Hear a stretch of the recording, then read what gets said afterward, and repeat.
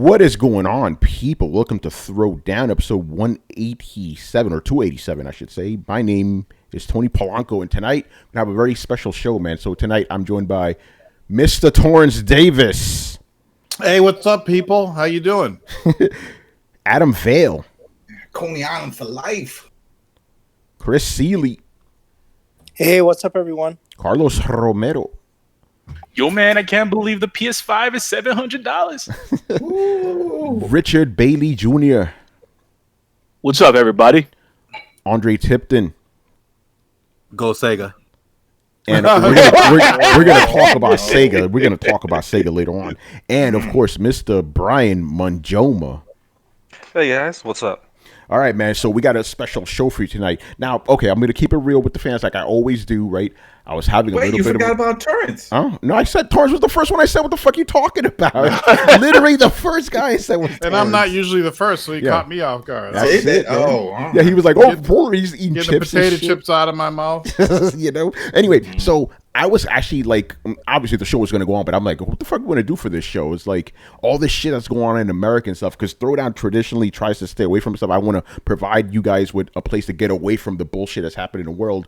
But the bullshit that's happening in the world has been affecting our world, gaming, right? So I'm like, what the fuck are we going to do? And this morning I woke up, I'm like, all right, there's this big conversation going on around, black gaming journalists and all that. I'm like, all right, let's bring some of the black gaming journalists that helped me get to where I am, and let's just have a discussion about it. And this is Throwdown, obviously, so we're going to keep it mad fucking real, and we're going to take things in different directions that you may not expect, man. So, Torrence, man, this is something you and I talked about a lot when I was in FGM Play. It's like, we always hear like, oh, where are the black gaming journalists? Where are black gaming journalists? And I'm always like, they're everywhere. Like most of my colleagues, most of my friends are black gamer journalists. I'm like, you motherfuckers ain't looking, So, right. Why don't you start us off, and then obviously we'll bounce off each other. What's your whole take on like people always searching for black gamer journalists, besides the fact that they've been here? And by the way, that's the title of this episode. We've been here.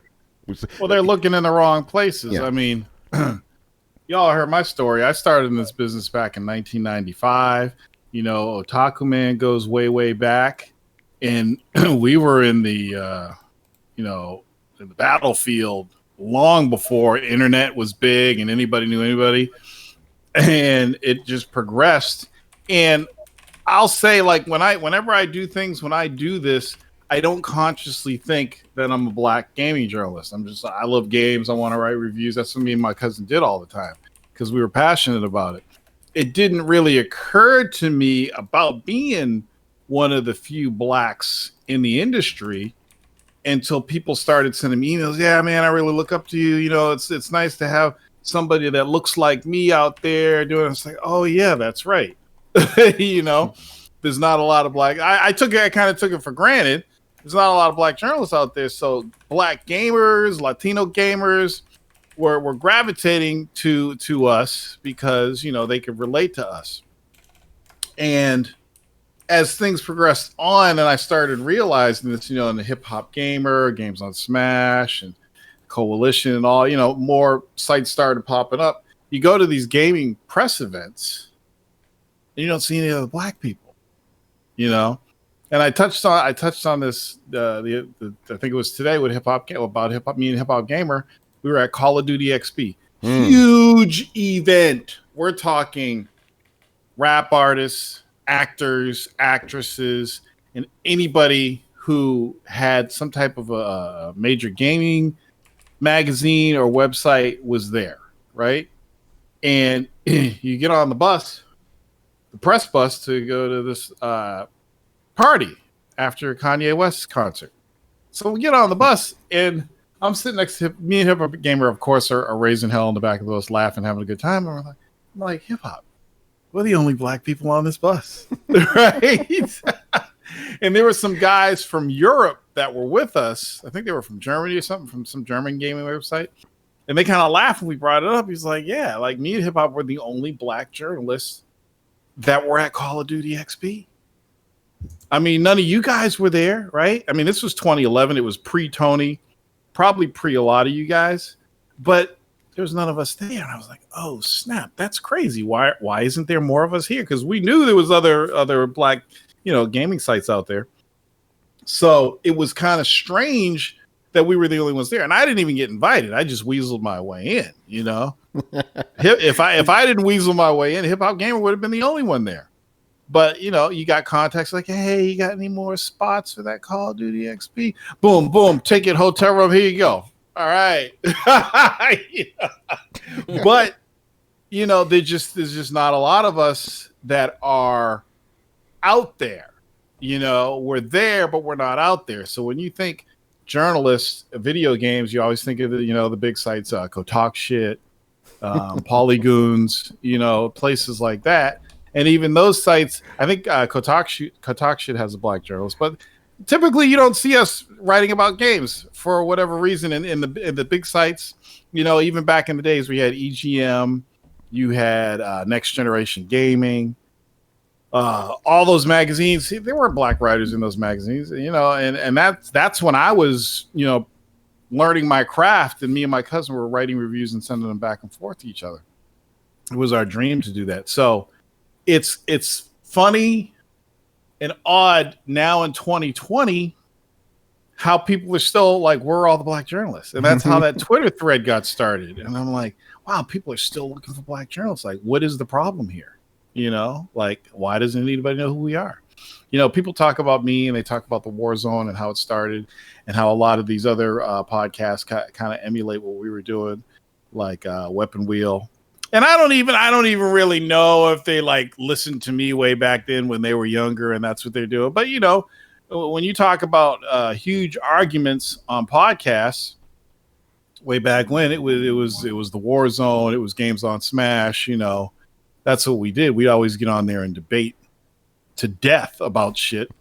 Some of it's stupid, but we debate like crazy. We'd go at each other, but we still respected each other, you know? So it's like, even this day and age, I look at it, I still don't consider myself in the industry anymore. But when you look at it, there's just not a lot of us getting the respect and, you know, widespread appeal that we should be. So a lot of people don't even know we exist. Yeah, which is funny. You know, I want to go back a little bit because, you know, you said in 2020 we're asking where the black gaming journalists are. I remember back in 2014, right? I was going to call it, NeoGAF. What do you call it? NeoGoof, right? You know, NeoGoof, yeah. So they had this article or forum thread, whatever, asking where are the black gaming journalists, and everybody said the same name. And Guy Kroll, and Guy Kroll, right? Oh, and then I was hoping you didn't mention that name. I was hoping you didn't. You went there. Okay. I had to. Yo, by the way, there's a story with you and hip hop and Guy Kroll, but I don't know if I can say that on air. Show it's hilarious, man. But anyway, my point is, like, when that article went out or thread, I was just like, okay, I know Richard Bailey, I know Gary, I know Torrence, I know Andre, I know all these dudes. I'm like, they're right there, you know. And I know Hip Hop, he did a response video to it. Jaleesa Foster, they had, you know, she had her site. She attacked Nia Pierce, you know what I'm saying? By the way, I'm going to name drop a lot of people tonight. Just get ready for that. So it's just funny how that was 6 years ago, and now we're having the same discussion again. I'm like, the same people that were back around then, you know, back then we're still around now, and we got more, you know, because now it's not just, you know, writers. Now we got influencers, streamers, all this other shit. Right, you know, but right. people Black are nerd. we, you know, we still got, like, people are still like with a magnifying glass. Where are they? Yeah. Yo, they're everywhere, you know? So Andre, man, I want to get your whole take on this, man. And you've been in it forever. Like, you know, I love this story. By the way, for you guys who don't know, this second iteration of Throwdown, the first major guest we had was Andre, and you told us this awesome story about how you used to write reviews when you were a fucking kid. You know, that was amazing. I started when I was 9. David Crane gave me my first writing job with Atari.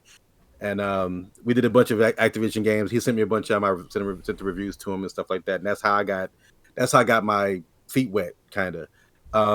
You know, fast forward a few years later, I'm getting the magazines, and I'm like, okay, so I'm like writing reviews for them. I'm sending them reviews, and I'm sending them stuff, and they're sending. Some people are writing back. You know, some people I know right now from EGM. We're still good. We're good friends to this day, and you know, I ran into a bunch of them online on Zoom a couple weeks ago, and they were doing a whole reunion thing. But you know, I just basically went when I go to these events. I had a store. I started my store when I was in 1993. I started an online store, not an online store, but like basically mail order, basically.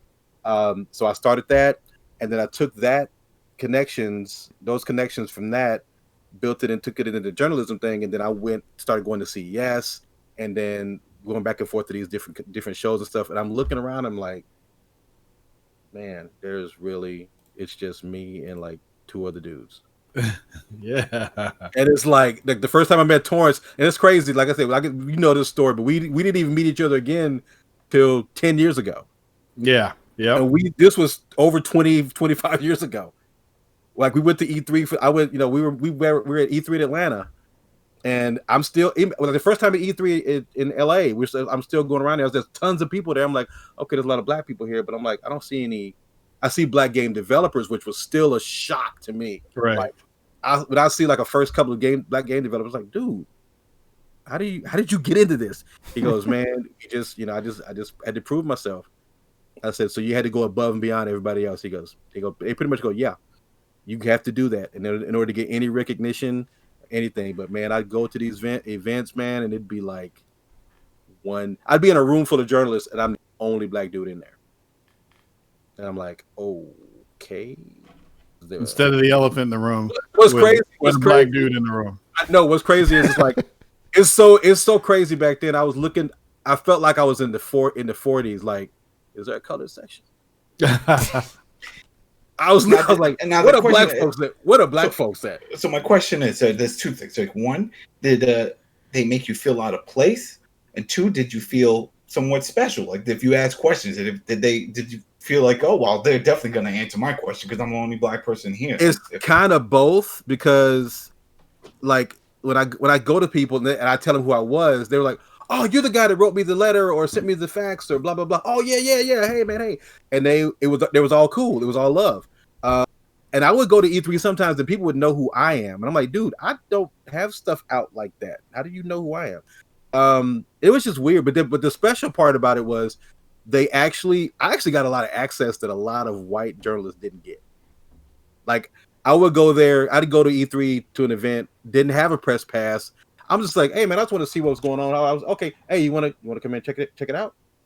Yeah, sure. And there you go. I'm getting backstage access to games and stuff. No press pass, none of that. I gave them my card, told them what I did. Oh, man, come on. And that was the cool thing. That was a cool thing because you're the only black guy there. They're gonna do something for you. I'm like, okay. Mm-hmm. And it really wasn't a lot of hate. You know, I mean, you know, I had the one time with Jeff Keighley, but that was crazy. That was a long time ago. But you know, we squashed that. But you know that was really, I mean, it was all love, man. I mean, especially with like, I got to shout out like Dave Halverson and Dan Shu and the Game Fan dudes and the EGM dudes, girls too, everybody. But those teams were the coolest people. I mean, I would go to E3 and just run into them, and dude, let's go. We're gonna kick it. Okay, we're gonna go to their little booth or their area or their trailer or whatever they had, and I'm just kicking it with them, just hanging. We playing games, talking games. We just swapping stories, and it's just, I mean, but it's all love, man. But you know, it's just until recently, when I left the industry the first time, I saw a lot of this little hate and bullshit coming on. I was like, man, something's not right. Let me get up out of here. And I came back and I saw all the hate. I'm like, dude, we in here for the same thing. What the fuck's going on? Yeah. Dude, just because I don't write for big site A doesn't mean I don't. That's when I had the thing. It was just like, I'm not you, but I'm still me. You can't be me on your best day ever. I don't care what you do. Whatever you do, what you do for the rest of your life, you will never be me, and I will never be you. But that doesn't mean we can't share the same space. And you know, that's where it got crazy. When it first started, there was nobody in there, and it was all cool. But now it's like you got to fight for clout. You got to fight for a position to get in. It's crazy now, man. I just always found it funny that this is how it is in the gaming industry. I mean, when I first started doing journalism, it was just for hip hop and music. It was for a magazine and do that, and it was all people of different colors. It didn't matter if they're Asian, black, white, everything. So when I started doing stuff for gaming and hearing these stories, I'm like, yeah, I guess so. I mean, I didn't really notice, didn't really see it that way. But man, it's I don't. How does it get like that? Because gaming crosses all boundaries and all races and colors. Everybody games. The thing that's important about us and what we do is younger kids, when they think about what do you want to do when you grow up? Basketball, football, I want to rap, I want to sing, I want to be an actor, I want to be a comedian. Very few, a lawyer, doctor, whatever. You don't hear video game journalists, and the ones that want to be journalists, they don't want to be video game journalists. They want to be, on the front lines, and doing all that crazy stuff. Video game journalism isn't something young black youth consider. It's not what they think about. And like Otaku Man, when I was a young kid, I was writing reviews just for the fuck of it. Yep. I idolized all those guys. Ed Simrad at EGM, the whole staff at Die Hard. I met Dave Halverson in his shop in LA before he had the magazine, when he just had like a catalog. Yep. With awesome layouts and catalog that he turned into Die Hard Game Fan magazine. I mean, I idolized all those guys because it was what I wanted to do. Right. And I was lucky enough to work for a publisher in San Diego that did a magazine called Database Advisor Magazine. So I learned how to publish. I learned all about the publishing business. That's how I got that first issue of Video Game Time through all that. Thank God for the World Wide Web, because it saved the whole concept, But the thing is, it's not something that young black kids are taught. It's not something that they're exposed to, Especially in this day and age, if they do want to get in any kind of journalism, they want to be a YouTuber. They want to be a streamer. Yeah, the influencer. Yeah. The idea of writing articles is slowly fading into oblivion. It's getting there, but I mean, more people are sitting in front of a camera now than writing articles. Some of the biggest sites are gone.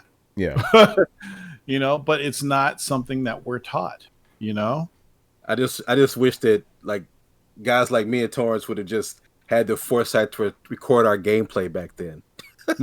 Well, actually, was that tech really there? That was the thing. Yes, it was. Was it? I had a little capture card when I did the first copy of VGT. In order to do screenshots, I had a little capture card for my PC, and it had an RCA in, and I would just go out from my Sega CD or whatever I was testing at the time into there, and I would capture screenshots as I was playing. And that's how I got them all in the layout. So, Torrence, this is back when you used to play video games, right? Yeah. This is back when I used to put. Oh, here we go. No, I mean, this is back when I put like 80 hours into Lunar, and I didn't give a fuck. Right. When I was Rikusen when I was young. Let's put it that way. Except so unlike Rikusen, you only got one game every 3 or 4 months. So it was easy to buy a game and just pound on it day in and day out until you beat it. Yeah, so it wasn't like Riku beats a 100-hour game in a week. Yeah, it's not like we were getting new games every Tuesday. It was a shot in the dark. It's like, let's go to Toys R Us and see if any new games are out. And you'd look, nothing new. We'll try again next week. Oh, one thing I find really interesting, the stories you guys are telling tonight, is like you are legitimately like one of the first black gaming journalists, yet nobody, not nobody, people know you, but not a lot of people know you like they know these other cats. I find that very strange. You kind of set the groundwork for this shit. You had a magazine after all, Should I submit it to the Guinness Book of World Records? You should, I'll be like, yeah, right. Hey, wait. Hold on, what you guys said? What you got? wrote a book about this. Yeah, well, he did write a book about it. Yeah, he wrote a book about this. So people out there get to see Torrance's glorious shorts right now. Oh, man. No, man, but it was funny. Like, hold on. What you got, Torrance? Okay. This is, there's a visual. Here it is. Oh shit! Look at that first. Oh, damn. So just this screen captured from the 3DO. Oh wow. Took a screen Oh capture, yeah. put it in there, did all that, And I mean, it's hard to do this, but this is the first issue we did. This is a lot of hard work. Huh? Yeah. Hey, what's going on, Manny? Manny finally made it. Oh, here. Manny's here. And this was right when the Jaguar came out, right when the 3DO came out, is when we did this. And yeah, and I did a great I did a review in here on a game for the Sega CD called Third World War, and I would always see Ed Semrad at E3, and I asked him, I said, "Why did you give Third World War such a bad review?" He says, "I didn't write that review." I said, "Oh, you're lucky, because that game's fucking dope." Because cool thing, like back then, it's like I said, Ed, do you know you can find a cure for AIDS in the game? What? It's fucking dope. So those are my idols: Ed Semrad, Dave Halverson. So a bunch of I knew so many people back then. Like just like kind of what Otaku was saying. If you knew the right people, Yep. I don't even think it was about being black. I think it was about knowing the right people. But maybe being black and being cool and coming at them, from a different point of view, maybe. Yep. Sega loved me, Oh God, yeah. Sony loved me. Dating. I had so many great relationships back then. I could pretty much get anything that I wanted. Anything. It was fucking awesome. And the difference between your relationship with PR reps back then and now is night and day. Yep. Back then, they knew you, you knew them. When you went to E3 and you walked up to their booth, they came to you. Oh, Torrence, hey, what's going on? Come on, I got some stuff to show you. Blah, blah, blah. Right. You didn't have to make appointments. Nope. Back then. All you had to do is say, okay, I want to see this booth, this booth, this booth. You go to the booth, you walk in, hey, what's going on? And then you'd see all the shit. Because back then, especially when this came out in 95, when E3 first started, it was mostly magazines. I was one of the first, that's another thing, we had one of the first websites. So people didn't know about E3. They didn't know how to get into E3. And I was used to getting into CES for the video games. So I already knew what to do to get access to the show. So there weren't really a lot of websites and magazines back then. So if you're there and you're pressed, holy shit, what can we do for you? Yep. It was fucking awesome. And it wasn't until they started having that day where they would allow citizens onto the show floor to play that it ruined everything. Oh my God, it was fucking horrible. Like, what are you guys doing? Fuck this bullshit.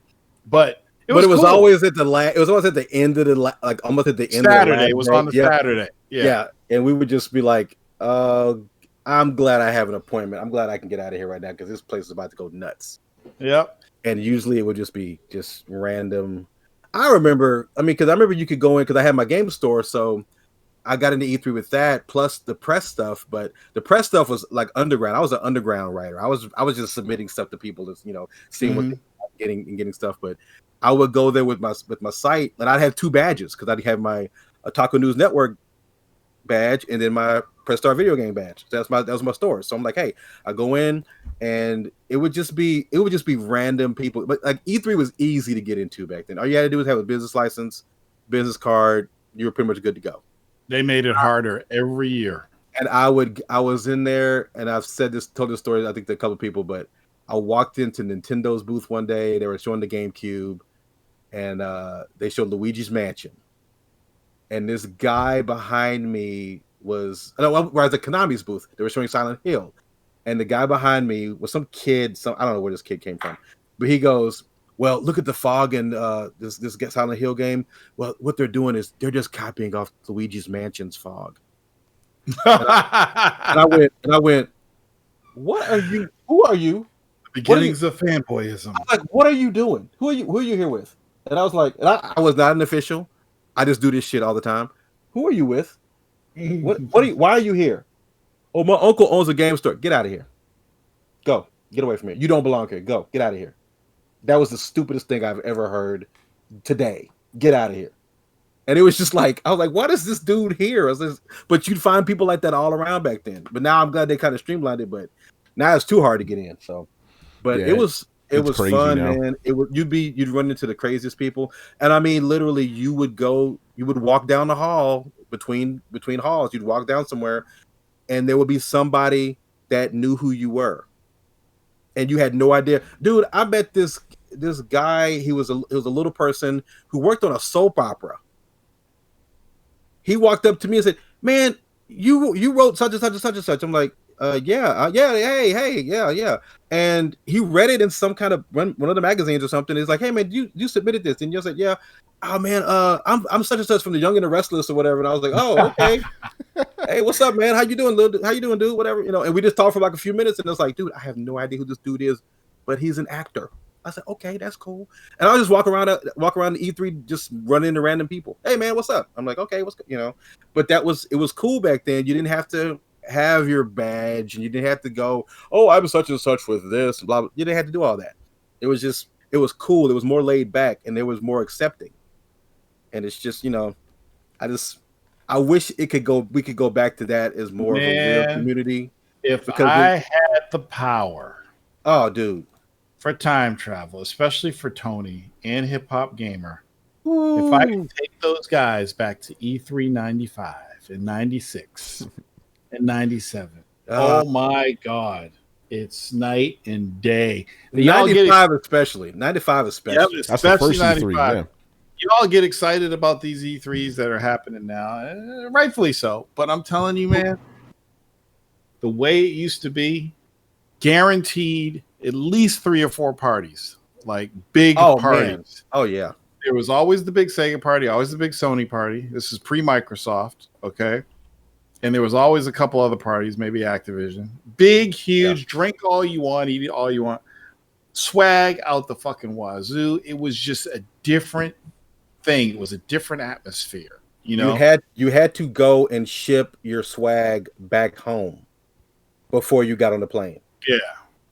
I had to bring 2 extra duffel bags because I ran out. I had to go buy a duffel bag one time because I ran out of room. I had to go ship it. They don't even do swag anymore at E3. You like get a bag. They kind of do and kind of don't. I mean, I actually did ship a lot of the stuff that I did get from E3 back home. Mm-hmm. Just because it was like I ain't gonna take that stuff on the plane, especially since they charge you for luggage.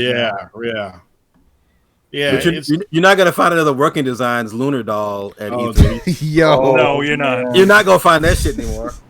They had the best stuff. Shout out to Chris Hoffman who gave me that from Working Designs way back in the day.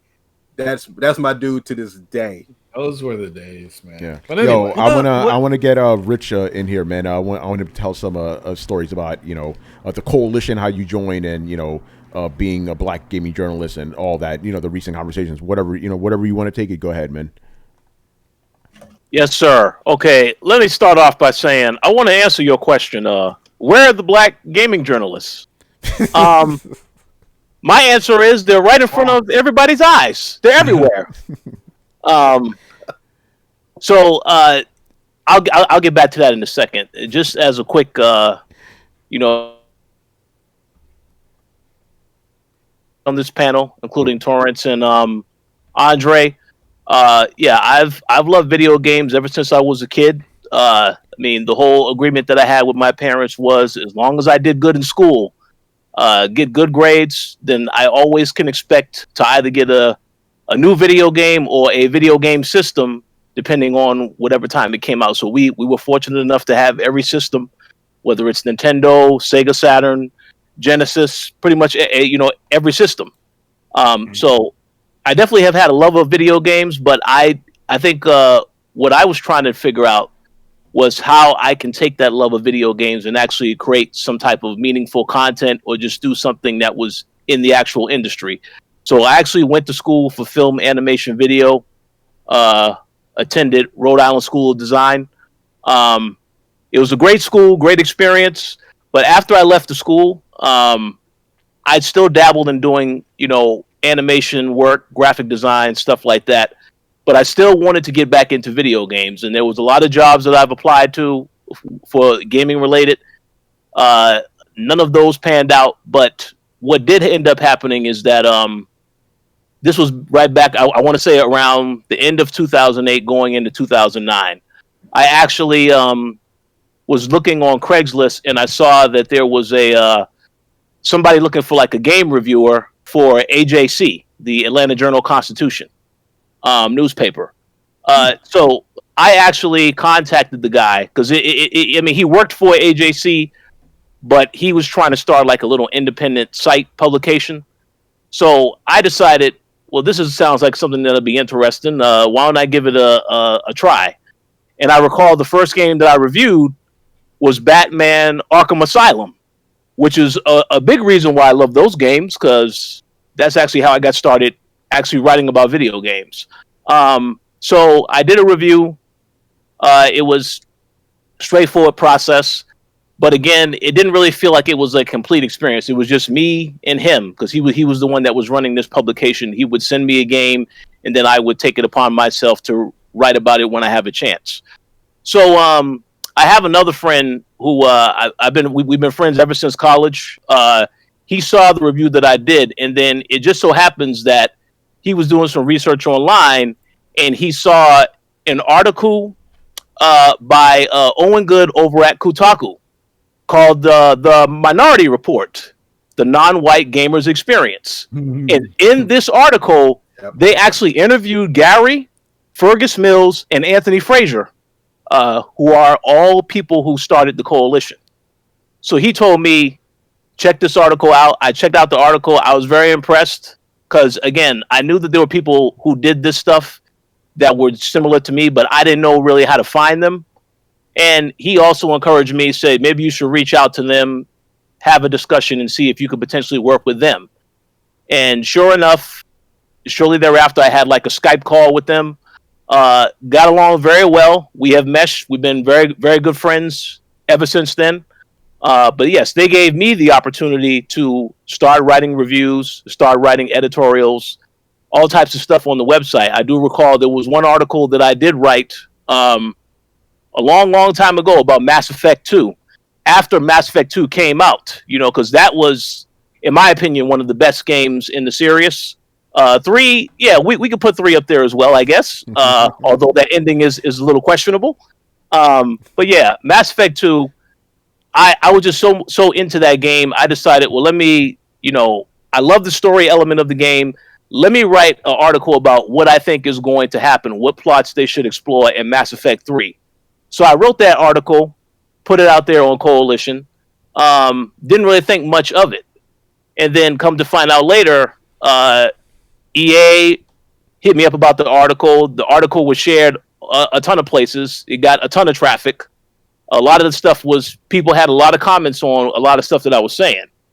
So that was initially how I started doing more of the original editorial type stuff. Because when I joined Coalition, I mainly came in to do like news and reviews. Then I started doing the editorial stuff. But yeah, I joined the website in 2009. 2012, we did have a couple of changes because I know Anthony Frazier wanted to pursue some other things. So they actually asked me to become the editor-in-chief of the website. And ever since that moment, just basically I've been working with everybody that comes to the website. We have had a lot of great individuals that work for this website today, as well as ones that when they join the website, they're doing excellent things in their career right now. I would give a shout out to Mr. David Jagno over at Upload VR. That was a guy that right out of college, he joined the Coalition, started writing for us, and then pretty much he got an opportunity to, he took on another technical writing opportunity, I believe, but then he got an opportunity to work at Upload VR. And all he does now is writing about VR games. And he does occasionally do freelance work as well. And I also want to give a shout out to Mr. Charles Singletary, because this is another individual who joined our site. We got along great. It's a great guy. He does excellent work. When he actually joined us, because the Coalition started out as a website talking about hip hop and video games. So he encouraged us to do a hip hop podcast where we're basically talking about album reviews, so on and so forth. And I recall us reviewing the Kendrick Lamar album, his second sophomore album. To Pimp a Butterfly. Yes, a classic album, and man, that got a very a lot of people, because we just did like a review on YouTube. That got a ton of attention everywhere. It was a great discussion, but it's just like that was a great element of as far as what we did as far as trying to do hip hop on the site. He also reviewed games and got into doing editorials, and then he did get a lot of great opportunities. I know he went to E3 as well, and I believe it was at the first E3. No, it might have been PAX. Yes, I believe it was the first PAX that he went to. He actually met one of the PR guys that works for Evolve PR. If you don't know who Evolve PR is, I think you definitely want to keep an eye on Evolve PR, because they are the ones that are handling Cyberpunk 2077 right now. But yeah, Charles actually works for them now as a PR person. Oh shit! Yeah. Yes. Wow. Yes. So this just goes full circle of, I know a lot of people don't really know the coalition, and I'm totally okay with that. But I one thing that Gary and I am definitely proud about is that we definitely provided some opportunities for people, and it's just something as simple as giving them a place to put their work. And 9 times out of 10, they get other opportunities from that. That's what makes us feel good, because we like to see everyone else doing good. It's not really just about us. It's supposed to be about everybody on the team actually doing good, and we're always supportive of that. Yeah, and Rich, just real quick, and that's one of the reasons I want to have you on. Just besides the fact you're my friend, you were the the coalition was the last leg on the rung before I became a proper gaming journalist and make a living off this shit. So that's really dope. How the coalition pretty much it's a good breeding ground for like writers to get their feet wet and eventually become professionals, and it's been proven time and time again, so it's awesome that you guys harbor, or create that kind of environment. And, a lot of people tell me like, oh, Tony, you don't work for a coalition anymore. I'm like, I don't write articles for a coalition, but I'm still technically a member. I've never left. I'm still here. I'm still posting Throwdown twice a week and all that. I talk to Richard every day, talk to Gary every day, so yeah, no, coalition definitely, you guys have definitely done a lot, especially in recent years. After I joined and stuff, we brought in a whole bunch of the people. You guys took things in different places and stuff. You guys are doing more movie reviews and shit. It's great to see, especially since the fact that the site's been around like over 10 years, Yes, absolutely. Yeah, because the site started at the end of 2008 and still around now. Very glad that it's still around. I do want to make a quick comment, but let me also give a shout out, since you mentioned movies. I definitely want to give a shout out to Dana Abercrombie, because she's the one that really took over doing a lot of the entertainment stuff on the website. She's been doing a phenomenal job. So I want to give credit to that. That's the one thing that we started to do when we started changing things with the website is now I think we're in a place where we want people to feel free to make whatever content they want to make.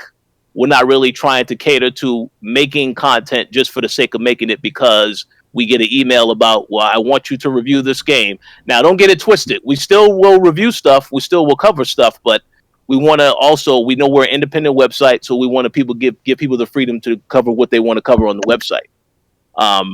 But one thing that I have to mention, because I started this conversation off with this, when you made the comment about where the black gaming journalists are, I want to give a shout out to Slasher on Twitter. This guy's real name is Rod. He is an esports consultant that Gary met when he was doing the Overwatch stuff, the Overwatch League coverage events.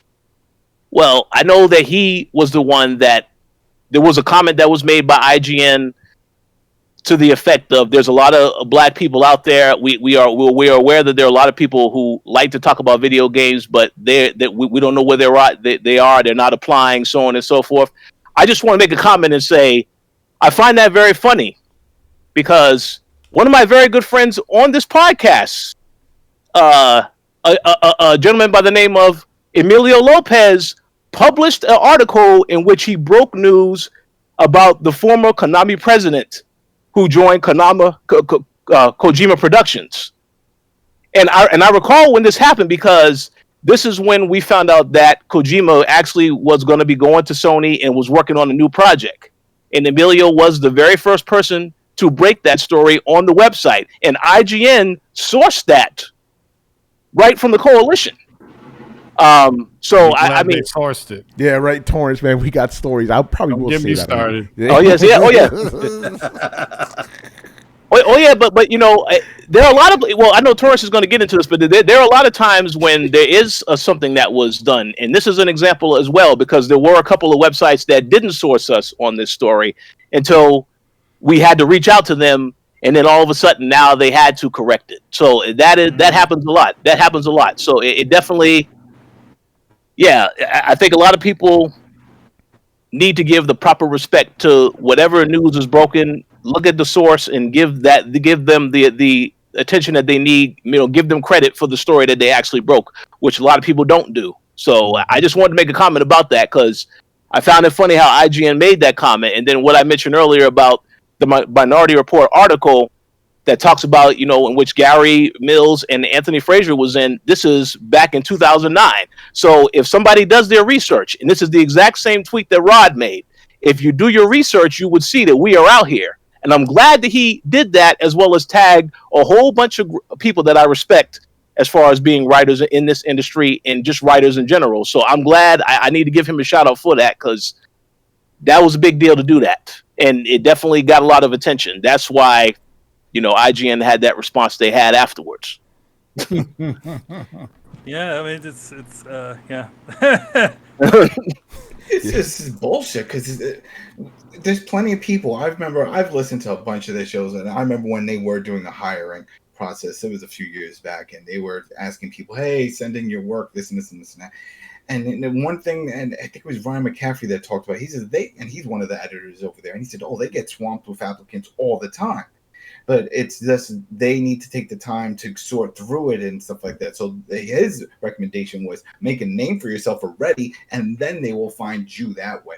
Mm-hmm. But who's looking? That's the shit. Because as you can see with Torrance and other people, there are people that are making a name. So obviously there's no one on that end that is looking. It's all bullshit. It really comes down to who you know. If you're part of that clique and you know someone in the clique, then that's how you get pulled in. But when it comes to just outside, it's almost impossible. And that's one thing I do have to give credit to Greg Miller with. Kind of funny because while last year he did this open call. He was like, hey, if you got a show, you're a writer or this or that, and you want to get out there, go ahead, hit me up. I won't pay for your flight or anything, but I will put you on and you can co-host with me and then just promote your shit.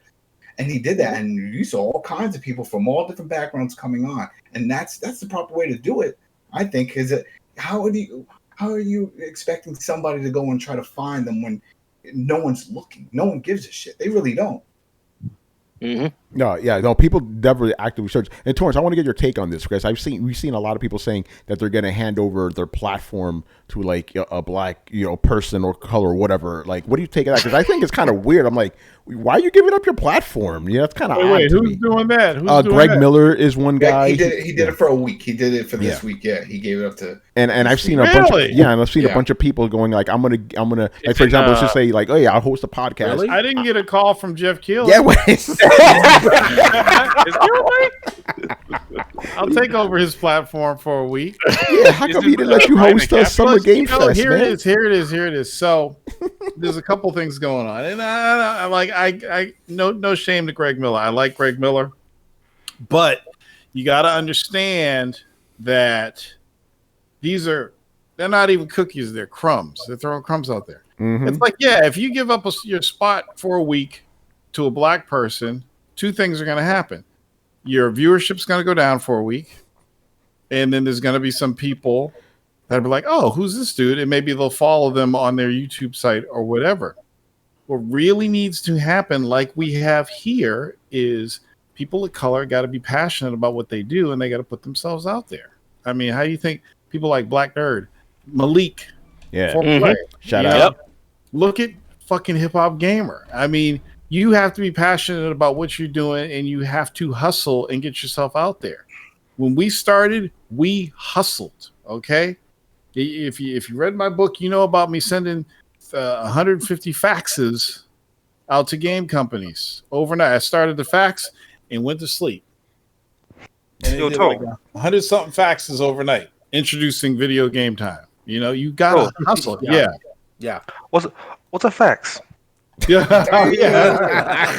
And I did. My fax wasn't a fax machine. it was a fax program because I had a fax modem. I had WinFax. Fancy. WinFax Pro. A few of you might know what I'm talking about. Yep. And I would fax. I had a base letter, which is basically an introduction to VGT, a business statement or whatever. And I sent it out to every publisher that had a fax number before I released Video Game Time magazine. I was hustling. Okay, hustling. You know, so you got to hustle. If it's what you want, you hustle and you do it. Nowadays, it's a lot easier. All you need is a $60 camera and a computer with an internet connection, and you can create a YouTube website. Yeah. You know, but it's about what you do on that website and how you separate yourself from everybody else that will determine your popularity and your consistency too. So, yeah, it's cool that Greg Miller gave up his spot for a week, but realistically, what you should be doing, Greg Miller, is finding somebody out there who wants to be a journalist. He did hire 2 people. There you go. That's what I'm talking about. Well, that's the thing. The co-host, his name is Blessing, and he's the one that's filling in, and he's a person of color. And he found him through that process that I just talked about, where he was getting people. And he's pretty good. He's pretty good. So they found him, and he gave him a full-time job. So he is full-time. That's good. That's good. You know, especially for those. Because if you think about it, Greg Miller, he was from IGN, and he went out on his own, blew up. You know, a lot of these dudes are going off on their own, and they're blowing up. They're making a fuck ton of money. So it's good that they're giving opportunities to other people.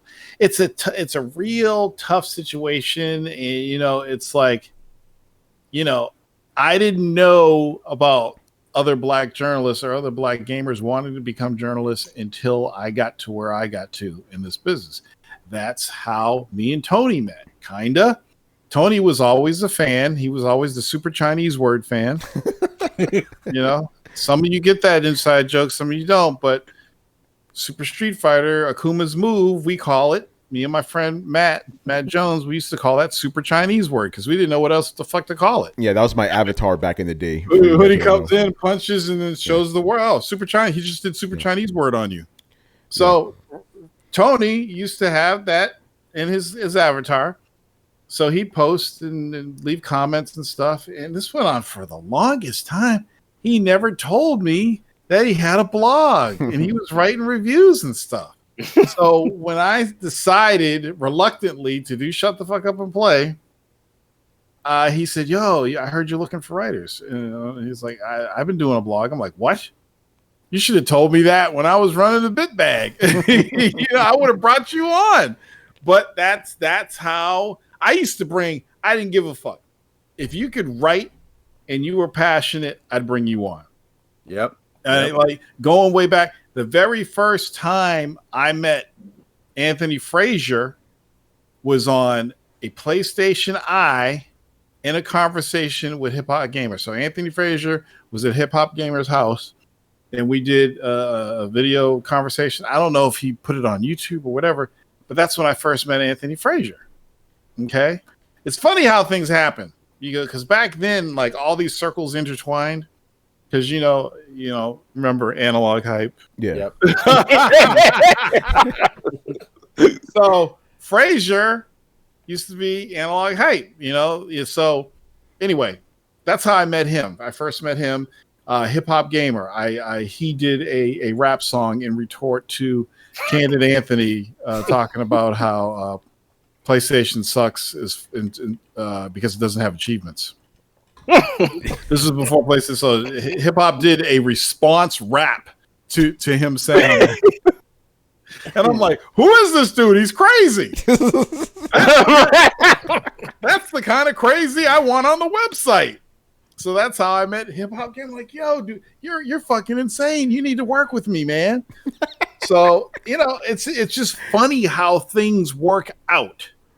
It's just funny how, like, even Andrew Renee, she's not black, but she's a woman. And one of my friends in San Diego, who at the time was doing some work for me, he's a Korean guy named Lee Yi. I don't know if you guys remember him. Yeah, sounds familiar. Lee Yi she was in a contest on, I think it was Mahalo Daily. They were looking for somebody to come on their site and do video game reviews and everything. They did this whole Guitar Hero thing. She did this whole Guitar Hero thing. and she came in like second place or whatever. So he contacted her. I said, you know what? I've been trying with no luck to get a female opinion on my website. I need a woman's perspective. So he introduced me to Andrea Renee, and I saw her Mahalo Daily contest video and everything. And I said, fuck it. Have her, I'll get her an E3 pass, have her come to E3. So she came to E3, and I was filming and she was doing interviews. She was fucking perfect. You know, okay, she already knew games and she went to broadcast school or whatever, so she knew what she was fucking doing. I didn't have to tell her anything. I'm like, okay, we're going to go to this booth and talk to we're going to do an interview for this game, you know? And we were banging off videos like crazy. Look where Andrea Renee is now, you know? It's all about passion. If you don't have passion, you're never going to get anywhere in this business, you know? And I think that we're starting to see more and more of us pop up out there. Like even Malik. Like Malik was always doing stuff. And then, you know, one day he had an Uncharted music video and it appeared on IGN. Yeah. I'm like, how the fuck did they get on IGN? I hope they paid you. And then the next thing, he's doing fucking esports shit. I'm like, what the fuck? He makes these quantum jumps from one thing to the next. I'm like, how the fuck did you get in esports? I have no idea how he got in esports. One day I saw him on fucking stream doing esports. I'm like, he went through, what was it, that one site, the one, I can't remember that site. He was Nerdist. Yeah, he was on Nerdist. He got on the Nerdist. Yes. That was the other jump. So he did the video. Malik's on Nerdist. Oh, that's cool. How do you get on fucking Nerdist? Oh shit, he's doing esports now. Like, what the fuck? Where's he gonna be next? You know, is he gonna be in a movie? It's funny for me when it was like I think I don't know when I know he dropped by, you know, while Tony's like, yeah, you know, like I think Malik was out in Chicago and he's like, yo man, go roll up on Emilio who's hanging out at the, you know, he's got a table at Comic-Con, and back then he's all like nervous and all that stuff, and then next thing I know, homeboy's hosting a PlayStation shit. Yep. Yeah, no, I remember that. It was funny, because this is when we first like met Malik and stuff, and he was still getting, you know, he was still early in the business and stuff. And he was like, "Hey, who am I going to see out at Chicago?" And I'm like, "Go visit my homeboy Emilio." Then they became cool. And here's the thing about Malik, and I'm glad you brought this up, because in Torrance, we know some cats that they came up low, they got high, and they forget about you. You know, Malik is not one of those guys, man. Every single time I see him at E3, it doesn't matter who the fuck he's talking to. It could be some big executive. As soon as he sees me, he stops talking to him, comes right over. He never forgets. You know, one of the realest dudes. I remember one time we caught him at E3. This man was fucking tired as shit. You could tell he had a busy day, right? And we started talking like about the Microsoft conferences and stuff. And I said something, I don't know what it was, and something just lit in his head. He's like, "Yo, we got to go back up to the hotel room with the fellas. We got to talk about this shit." Like he didn't care how tired he was. He wanted to talk with his boys. You know, man. You know, that's that passion you were talking about. Yeah. You know. Well, I was talking about. I mentioned today about one of the greatest things to do at E3 is get together with all your peers and your fans and just hang out at these shows. It's like that is the best thing about flying all the way to LA or whatever, is hooking up with all your peeps. Yeah. You know, I remember when at the time it was me, I think Hip Hop and Games on Smash, we all went into my hotel room and did that first round table. And everybody fucking loved it. And we talked about what we'd seen that day, what we saw at the press conferences. Was that the E3 committee? Yeah, no, I don't know if that was the year of the E3 committee. Is that the one where someone was laying on the bed? Yo, yes. You had to bring that up, didn't you? You had to bring it up. I'm not going to talk about it. We've talked about that enough. Anyway, why do you remember this shit? Anyway, we did that roundtable. Everybody wanted us to keep doing roundtables after that, and we never really capitalized on it, you know, because it was hard to get everybody together. But those were the things I loved about E3, man. That's the shit that I'm like, oh, like I secretly wanted to go to E3 this year and just like fuck all the games, all the events. I just wanted to talk to people. And hey, what's up? And take pictures and video and interview people, you know, and hang out and break bread and waffles and chicken and all that shit. that's what I wanted to do because that's the fun stuff for me now. You know? Yeah. But, Yo, the first E3 I went to, which was with you, that was one of the most fun fucking trips I ever had in my life, man. Yeah, we had a blast. We were having too much fun. It was ridiculous. I love that shit. Was crazy. Like, I went to a bunch of E3s afterwards, but that one is still memorable, despite all the bullshit we had to go through with you know, getting into some of these conferences and stuff, you know? Yeah. But we managed to sneak our way in there, you know? But the thing is that, like, we got into every single one of those conferences, you know, like, I think the only one that we didn't get into was like EA. Oh, we got into EA. We got into them. I think it was. I Ubisoft. thought we watched EA on the screen. Did we? I don't remember, but I know Ubisoft. I can't remember. No, you're right. We did go to EA. We went to all of them. We went to all. The one I don't think the one we didn't actually Ubisoft have a bad. is the one we skipped. Yeah, Ubisoft we skipped. Ubisoft is the one we skipped. Yeah, we did. Yeah. That's the year that they didn't have any games, right? Because you had to take a bus and all that silliness to get there. Every year we always skipped it. Yeah, I think we didn't have passes for Sony, but we got in anyway. Because what Sony would do is that you'd wait and then they'd let more people in because they wanted to fill the whole audience. Yeah, that was I remember I used what I called my wheelchair pass to get like 60 motherfuckers in there. So I roll up to the front of the thing, right? Like obviously like Torrence was like in charge, but I was like, yo, Torrence, let me handle this shit. You know, so I go in there like, yo, I'm here for the conference. These guys were with me. They didn't say shit, like, yeah, go ahead. You know, and they put us in like the front row and shit. That was great. That was great. Yo, I remember the fun we had in the hotel room, me, you, and Manny and shit. There was this one thing you guys recorded, but I don't think you ever uploaded it. It was like Manny doing impersonations of people. He did one of Awada. That shit was fucking. I think I still have that. Do I still have that? I remember that. I remember that video. I think I did upload it. Oh man, we got to check. I think I did. Because that shit was hilarious. Yo, I remember you was staying up mad late editing videos of Hip Hop Gamer, because what happened, John Shaw, he recorded Hip Hop Gamer talking to Aaron Greenberg or something, and like it was like 4 a.m. You're still there editing the shit, you know? Man. That's the thing, man. Once like you go to E3, all you want to do is walk around and look at games and shit. You had to post articles. Like back in the days before the World Wide Web was where it was, when you had to use file transfer protocol and all this shit, we would literally go, I'm talking 95, 96, 97. Yep. Okay, they got computers, they got internet. Okay, so you go, you do your interviews, you get your stories, you get your little daily, and okay, I'm going to the press room. Go to the press room, you'd sit down in the press room for like an hour and a half, 2 hours, write your news story, upload your pictures, FTP, get your website, do the HTML, update your website, boom, story. Do it again. Whew. Yeah. Yeah. Again. Press lunch. Okay. Done. Whew. Done. You go, you get your press lunch. You go, you meet some other people. Okay, back to the press room. Write your stories. That's how we had to do it. Because we're editing HTML. We're not, it's not WordPress and those shit. We're creating we got Hot Metal. Okay. We install Hot Metal on the fucking press computer. Edit, FTP, server, upload. Good, that's good.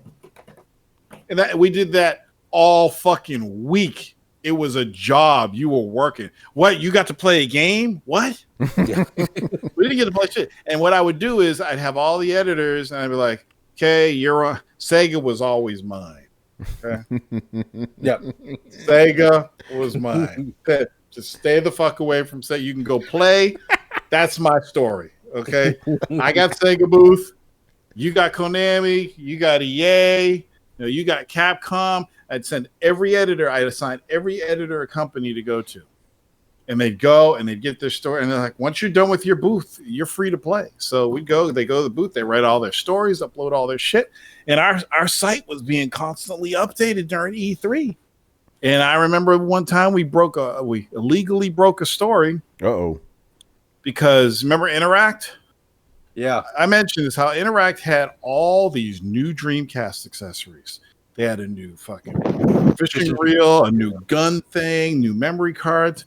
And they had them all in a glass case. And on the glass case, up top, it says, do not take any pictures. So we're in there, and they're not looking at me. Click, click, click, click, click, click, click, click. Got all my pictures. posted them shits up online. At the time they got so much fucking traffic. Everybody was like, "Oh shit, new Dreamcast accessories, all VGT 5." It was crazy, and it's like, I think Interact's gonna get me once they see this. But since back then there was no real social media, Interact didn't know I had pictures of this shit up on the web that I wasn't supposed to have. So they never told me to take it down. It was fucking awesome. Anyway. Yo, one thing, since we're bringing up, posting stories that got a lot of traffic, right? I remember when we went to E3 for the first time, one of our sources, I don't want to name him, he told us that year they were going to announce that Final Fantasy Versus 13 was going to be Final Fantasy 15, and they were going to announce Kingdom Hearts 3, right? We posted that story. You did, specifically. You wrote the article, and it got posted on NeoGAF. Everybody talked shit about SCFU and Play. Like, oh, fuck that site. They're wrong. They're making up shit, blah, blah, blah. They looked mad dumb afterwards. And they had to give us props, too. I love that shit. They did the same thing for the Drive Club story. Oh, I posted the Drive Club rumor and how they got people from all these different racing companies, and it's going to be a Sony exclusive. Oh, that's bullshit, man. And then it was one of the dudes from Polygon. Once I posted it, and people were saying, shit, well, Torrence was right on that one. It was one of the guys from Polygon. I forget his name. He posted that. Dudes were looking at me. Tom Warren contacted me. Oh shit! For an article I posted about Xbox. So Tom Warren, he writes for what was it, Windows Central, or I forget. He's at Microsoft. What fucking site? Yeah, he's been more active lately too. I noticed. Yeah, you know what I'm talking about. I know exactly what you're talking about, yeah. He sent me a fucking email. I'm like, why is Tom Warren contacting me? What the fuck's going on? I'm like, what? And to me, I just posted the article, whatever, to Microsoft, and this will be pretty cool if this happens, whatever, post it out there. Next thing I know, I'm getting an email from Tom Warren asking for more details. And I'm like, Tom, that's all. Everything's there on the article. It's like, what the fuck are you contacting me for? He's like, this motherfucker knows something. Yeah, I'm like, what? Yo, Torrence, what was that? You broke something else that they mentioned on, I think it was X-Play, where they mentioned the bit bag. Remember? So here's what I used to do. So when shit was going on, especially between Microsoft and Sony, and I wanted a response. You know how you contact somebody to get a comment. Yeah. So I contacted Aaron Greenberg for a comment. And I forget what the story was. I could look it up. And Aaron Greenberg, he snapped back, shots fired. I'm like, thank you. And I posted that up, put it on NeoGAF, and then fucking X-Play picked it up. Yo. And I think it was Morgan Webb. It was Morgan Webb, but I think it was who the fuck?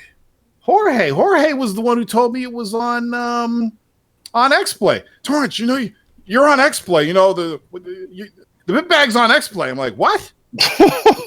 Jorge, social gamer. He's the one who told me. And I saw that. I was like, holy shit. Because X-Play, what they would do is they would grab all the daily news and then they would do it in a live TV broadcast style brief of what was in the video game news today. Yeah. The bit bag, blah, blah, blah. I was like, rewind. The bit bag, I love that shit. Especially since she was saying, yeah. Yeah, the way she said it. Yo, tell us about the launch of the bit bag, man. How'd that all go? Launch of the bit bag. Okay, so I was living in San Diego at the time. And I was working the skeleton shift. Bored as fuck. I'd sit there all night. I wouldn't get any calls. I get an occasional call from a base in Japan. Lots of horny women. It was just boring, but it was easy money. So I said, man, I need to figure out something to do. I said, I should start a fucking blog. Because at the time, N4G was real popular, and Xbox 360 and PS3. And there was all this fanboy shit going on. I'm like, I need to educate these motherfuckers. Let me start a fucking blog, right? So the bit bag was a name I had for years. I said, if I ever do a tech blog or video game blog, I'm going to call it the bit bag. So I registered the domain, and I said, what's this WordPress? So I built the WordPress site, and I started fucking blogging.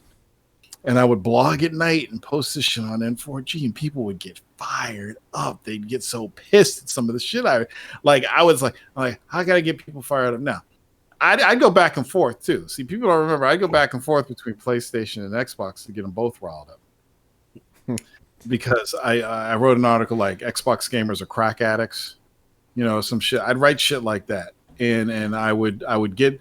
I was still getting leaks and stories back then, because I'd contact my PR people. Sometimes they would lie to me and fuck me over though, because there was a big hoo-ha on whether or not.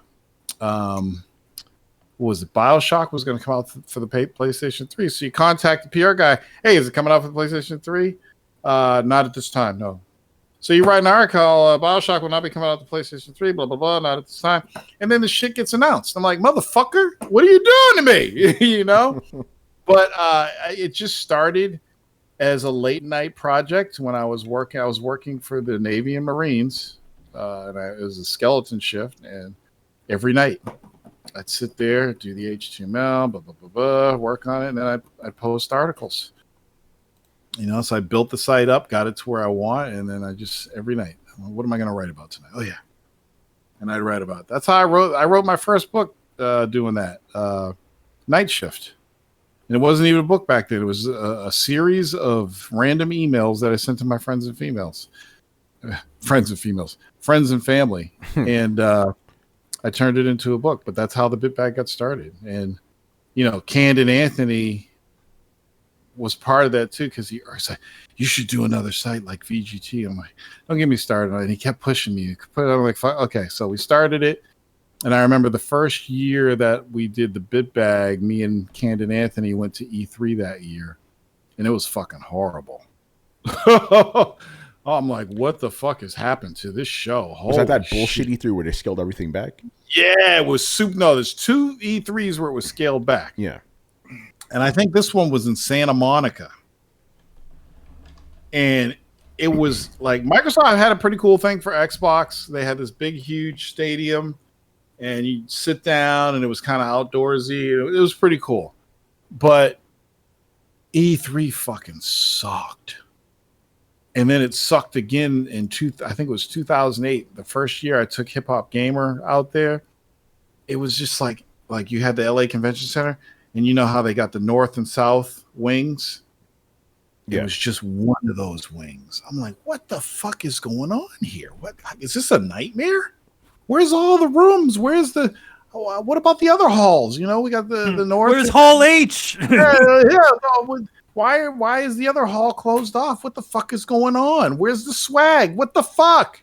I hated it. But Hip Hop Gamer was in fucking heaven. He was in fucking heaven. Andrew Renee, fucking heaven. They loved it. And I'm like, this is shit. That's when I started. That's when I started hating E3. I'm like, what the fuck is this bullshit? So it's essentially like going to Flushing Meadow Park where the World's Fair used to be, and just saying, hey, this is where it used to be. Just to use your imagination. Yeah, exactly.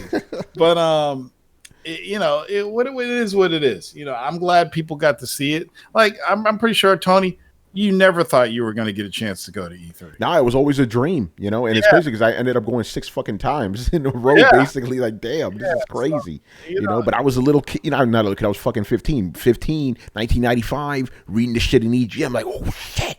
And then for years, like, yo, imagine if we go to E3, man. Imagine. And then it happened, And I posted about this today on Twitter. The first thing I did in the industry when I got in the industry was covering E3 for STFU and Play in 2012. We didn't go that year, right? Because we were still a new site or whatever, but it was cool covering it for STFU and Play because I had already covered it 2 times for my blog, Yeah, we did the whole deal. Like, we would watch the show, we comment on me, Chris, Adam, and that was awesome. Yeah.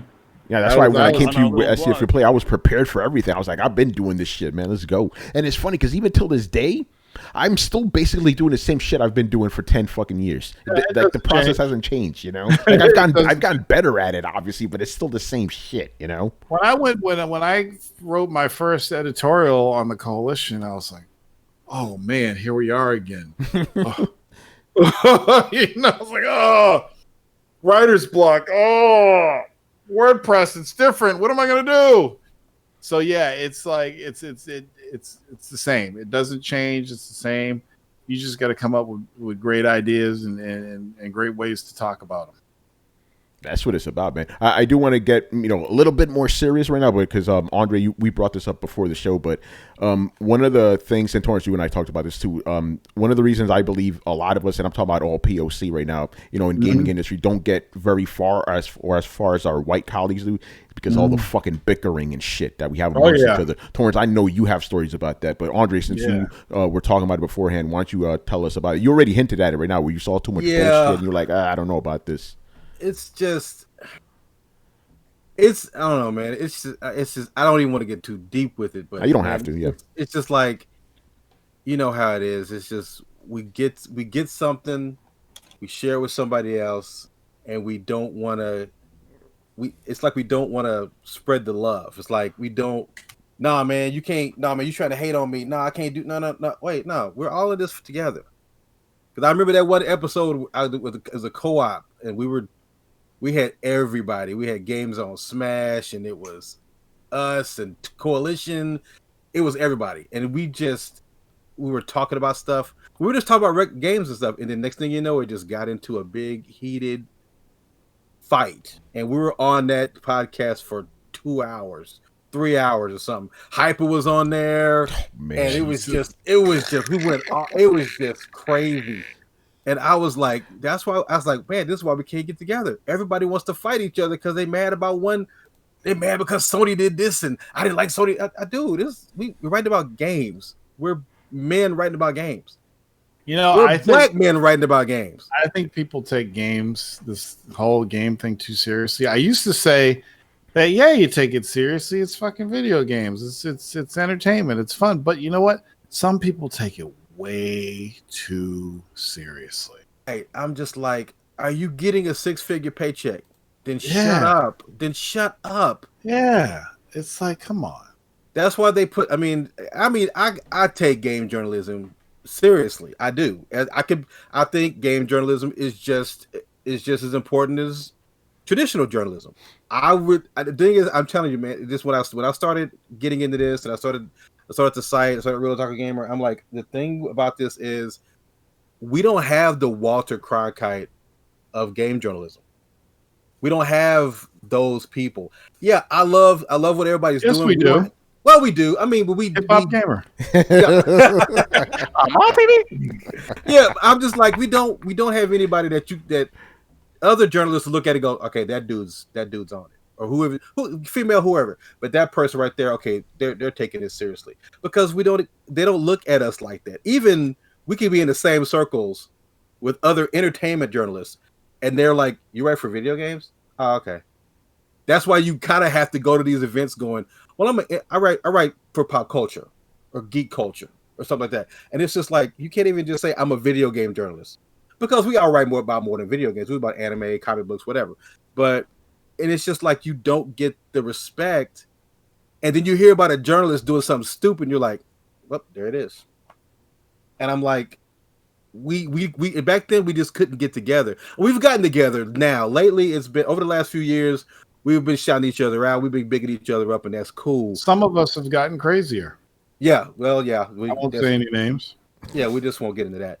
Because that's just a whole nother show. That's a whole series of shows. Some of us have completely lost their marbles. Oh my god, yeah. Some of us just don't give a fuck, right? Some of the stuff I hear, let me tell you, man, I'm like, what? Yeah, really? I've heard some stuff that's going on behind the scenes at E3, and dudes have gotten in fights and got kicked out. Oh, yeah, dude. And I'm just like, come on. Yo, sub gators in the chat saying say their name. No. I'm not gonna say their name. No, we're gonna let that. Oh, it's not hard. They're not hard to find. You will find them. You just have to search a little bit. You would just pay attention. You'll find them. Okay. Yeah, I mean, I just like I said, we're all brothers. We're all people of color. I don't know. The political correctness is killing me. We're all people of color. We all are in here for the same thing. And and yeah, it is true. We do have to push harder to get in the industry like our white counterparts. It's easier for a lot of them because it's but then again, when we come along and put something out, people pay attention because they're like, wait a minute, hey, oh, okay. They have never heard that voice. So now we have more people who look like us who are like, oh, well, they're doing that. Well, I never thought about doing that. Hey, I can write. I like games. Hey, let's do that. And they jump in. It's one thing about it, and I just noticed this from working in comics. It is a big part of getting people into to do these jobs is actually the visual, actually seeing people doing this job. Like, I can't tell you how many times I have people roll up on my table, me and Kari working there, and they're like, I didn't expect to see, black folks or Hispanic folks doing this sort of work. But it's like, yo, man, we're out there. We've been working at this for years. Some of us working from the beginnings of comics doing this stuff. Yep. But it's all about also seeing people doing this stuff, which also inspires people to do it. Yeah, that's what I tell people. I said, if you want to get started and you want to get started doing this, you have to get your face out there. As a lot of people told me, it's like, hey, you got to get your face out there. You got to get your face out there. I said, dude, I'm not trying to get my face out there. I'm just going to let people do the work. I'll guide the next generation. That's what I'll do. I'll guide the next generation, show them what not to do. That way they get out and they can make it. I'll let them make their mistakes. We go, hey, this is where you messed up, but we can correct this and go on. It's just, I'm glad that we are where we are now. Like, I just want to say shouts out to all of you guys. I mean, just watching the love on Twitter just this week, man. I can retire tomorrow. I can retire next year, like I've been thinking about, and the industry will be in good hands. I won't have to worry about brothers. You guys knocked it. Like you guys, Malik, all of you guys, Charles, everybody, hip hop. You guys are. It's a good. I want to go back to. I wish we could go back in time for real, and take everybody with us back when E3 started. Like you said, Torrence. I want to take them to Atlanta though. Well, yeah. I want to take them to 1998 Atlanta E3. That's the one I want to take them to. I'll never forget that. I want to take them with me where I was sitting there They could all sit there with me when I'm sitting there talking to Howard Lincoln. Yeah, in the middle of the crowd, just sitting there in the middle of the crowd. He's waiting to get in just like everybody else. I'm like, dude, you can't do that anymore. You're the president of Nintendo. What are you doing standing here around us? We just standing there to get in. He's like, oh, that's what. Yeah, we just sat there. Hey, man, I had my dude, and back then I had my micro cassette recorder. I had 3 of them. Yeah, you had to have a micro cassette. I took them bitches everywhere. I took them bitches, and I had 3 of them. I had them like gunslingers. Boy, I had 3. I was pulling. Hey, let me get an interview while I'm sitting there talking to you. Okay, that's cool. And dude, but you ran up on back then. You ran up on any of them. Yeah, you ran up on Kalinske. Oh yeah, Tom Kalinske was the coolest dude. Yep. And just all of a sudden, you just sitting there talking to him. Oh, by the way, here's a bag of stuff. You're like, oh shit, okay, where'd that come from? Yes, But but they were always cool, man. Everybody was cool. You just walked up to him and said, "What's up?" And it's just, but now you can't do that now. It's a walled garden now. Man, I just wish you guys could. You could see it in its heyday, man. It would just make you appreciate. You would go, this industry has some amazing people in it. If they got to see like E3 95 or 96, they wouldn't want to go to today's E3. When you walk in the Sega booth, and there's Michael Jackson standing there, and you're like, huh? Yeah, he's sitting there playing Sonic 3. Are you serious? You fucking serious? I'm like, dude, I'm sitting here in this. I mean, and there were celebrities everywhere. And they were walking around like nothing. Like, oh man, there's Sinbad over there. What is he doing? What the hell? Is that Jaleel White? What? That's Urkel. Are you for real? Urkel? Really? Okay. And it's just just super celebrities. I'm like, I know we're in LA, but damn, this is a gaming convention. What did the news used to call it? The Geek Fest or the Geek Super Bowl or something like that. The CNN or AB, the big news outlet would call it the Geek Show or whatever. And they were like, okay, dude, whatever. Yo, I remember the first E3 Torrance when we went. Kadeem Hardison was there. We met him. Yep. From a different world, Dwayne Wayne. Oh, And yeah. I remember, like, the next day after we met him, me and Manny were walking around Square Enix's booth, right? We're just walking around and shit. And my man's on his huge line. And we're like, yo, what are you doing on his line? And he's it was like one of the graphics card companies. He was waiting on a huge line. yeah. And I'm like, yo, you're Dwayne Wayne, man. You ain't waiting on no lines, son. They got to give you them cards, man. What the fuck? He didn't get a pass. He didn't get a pass. Yo, man, he was waiting on that line. I'm like, come on, man. How is Kadeem waiting on this motherfucking line? Do you know? I don't even think I told him. You know, the first thing I did ask him though, I'm like, yo, Kadeem, how come they got you into Bill Cosby sweaters in that game? He's like, I have no control over that, man. They just did it. That was He for was Beyond at, Two Souls, yeah. Call of Duty XP, and when they did that Jeep Wrangler experience, he was on with us. You know, there were so many fucking celebrities at Call of Duty XP. It is not even funny. Like, they were everywhere, just celebrities, just everywhere. I'm like, what the fuck is going on here? You know, saw Exhibit there with his kid.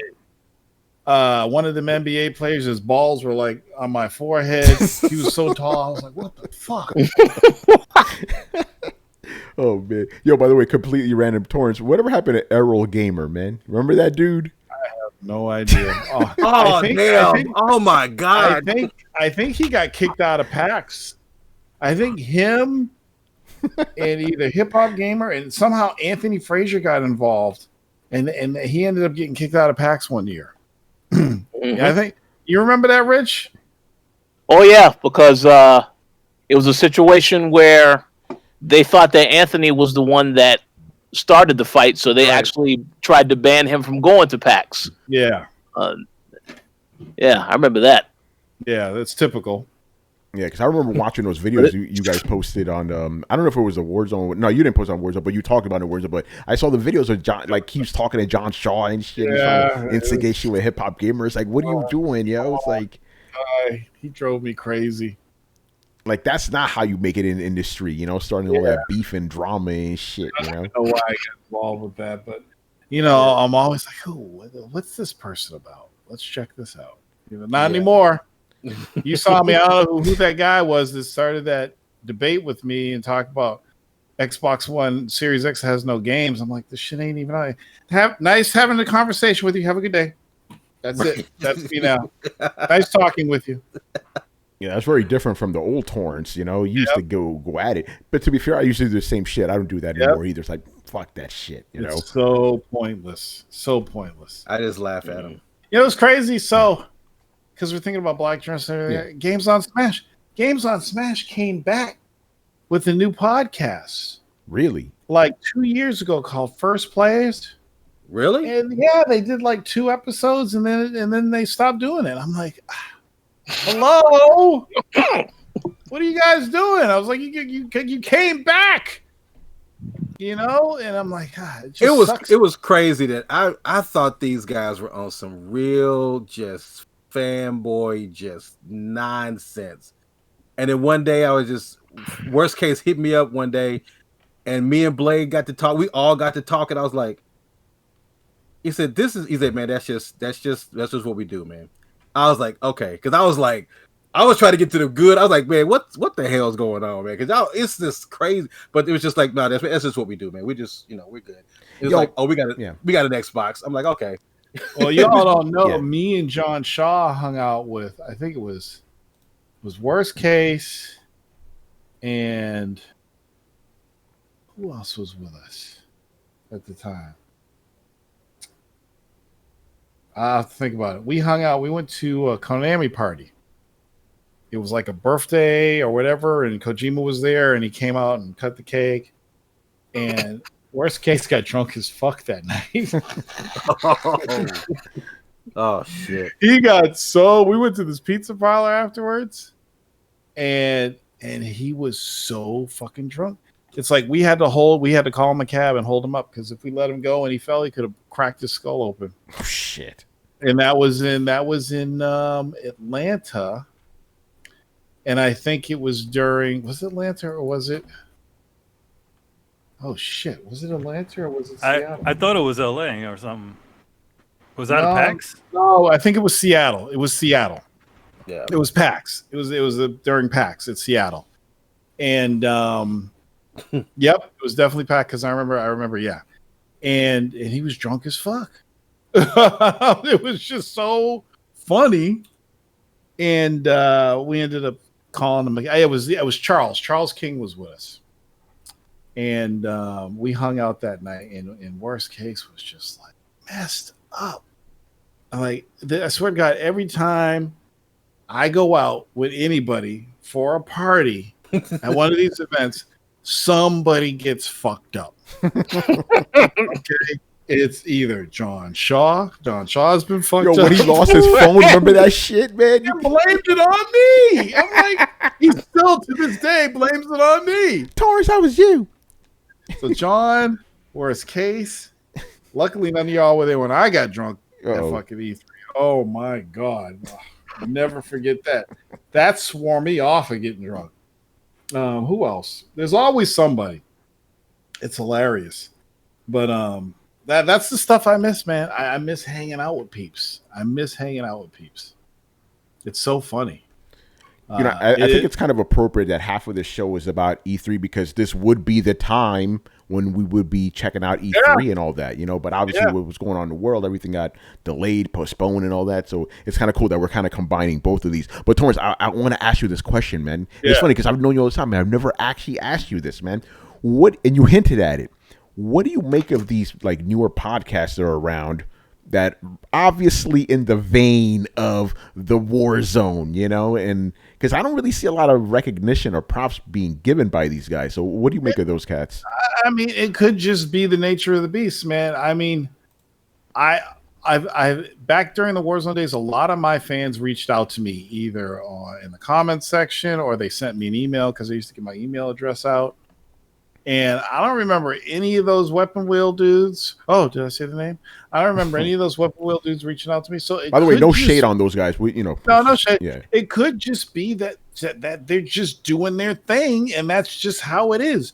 I mean, I've listened to the Weapon Wheel podcast. I think all those dudes are fucking hilarious. Okay, watching Smooth play, I've been in tears watching Smooth play Last of Us. Okay. And I'm like, I will pay money for this every time a game comes out. I said, I'll give him $100 just to beat it on normal, just to watch him stream it because it is so fucking funny. But I think what they do, even though it's like Warzone, I think it's unique.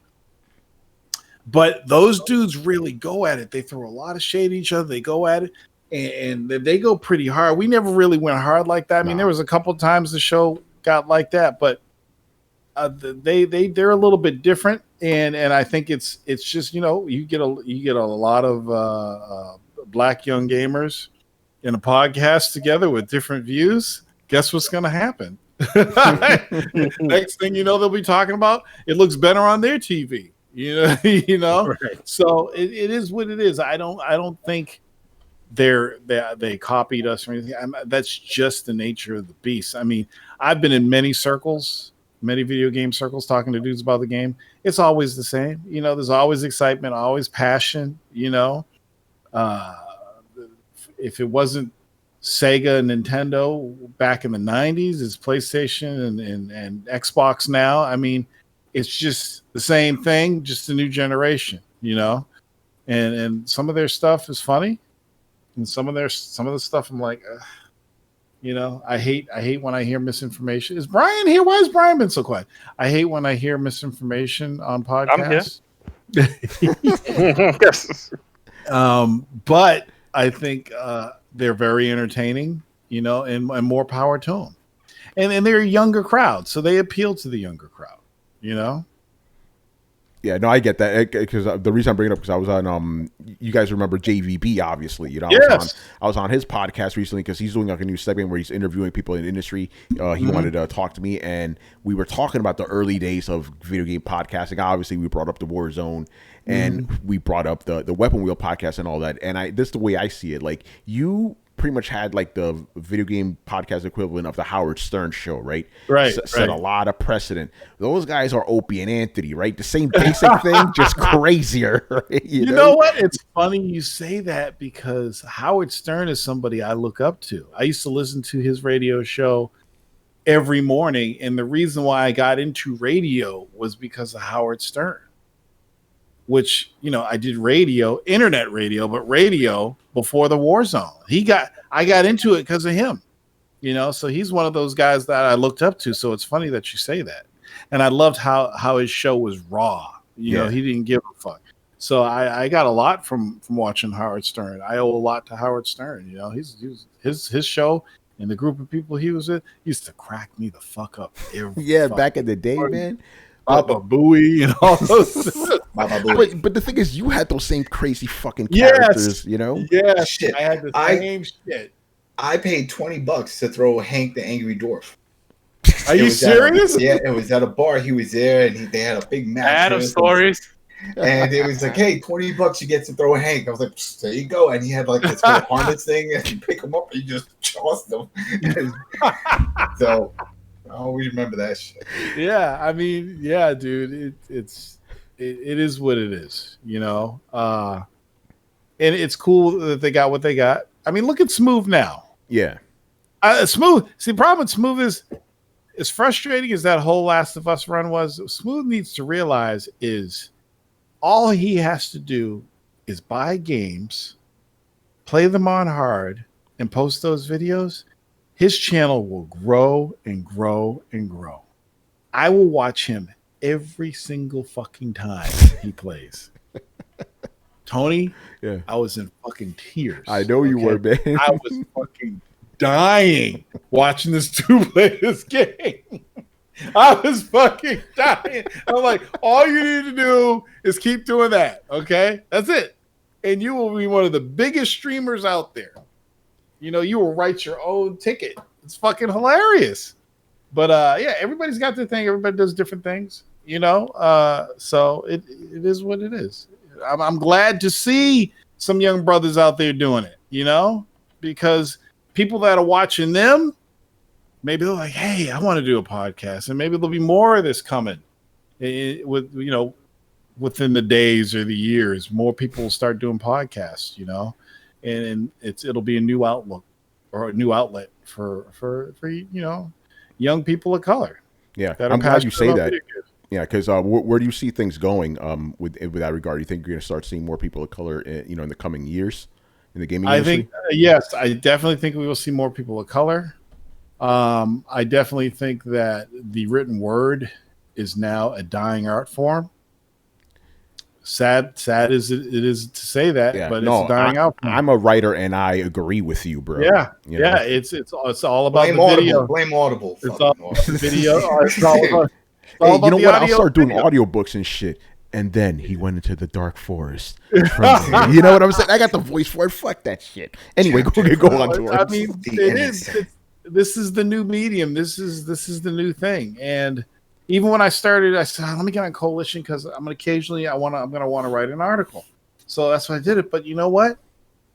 It's not as fun as creating video because you can think of something and get it out there and post it and get an instant response.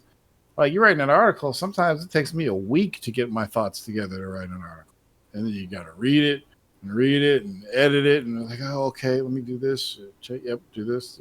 It's a different type of thing, and I think that the gamers of today have such a short attention span. I mean, this right here, short attention span. Nobody wants to read 500-word article on a fucking cell phone. That's right. You know, they want to go to YouTube and click play while they're on the bus and sit back and watch it. That is the way it is. And I think that's where it's going right now. It's always it's usually the way it sort of goes is it's always the easiest thing to digest that always ends up being the next thing. It goes from theater, it goes to movie theaters, then it goes to something even more less than that. When that, you don't even need to go anywhere.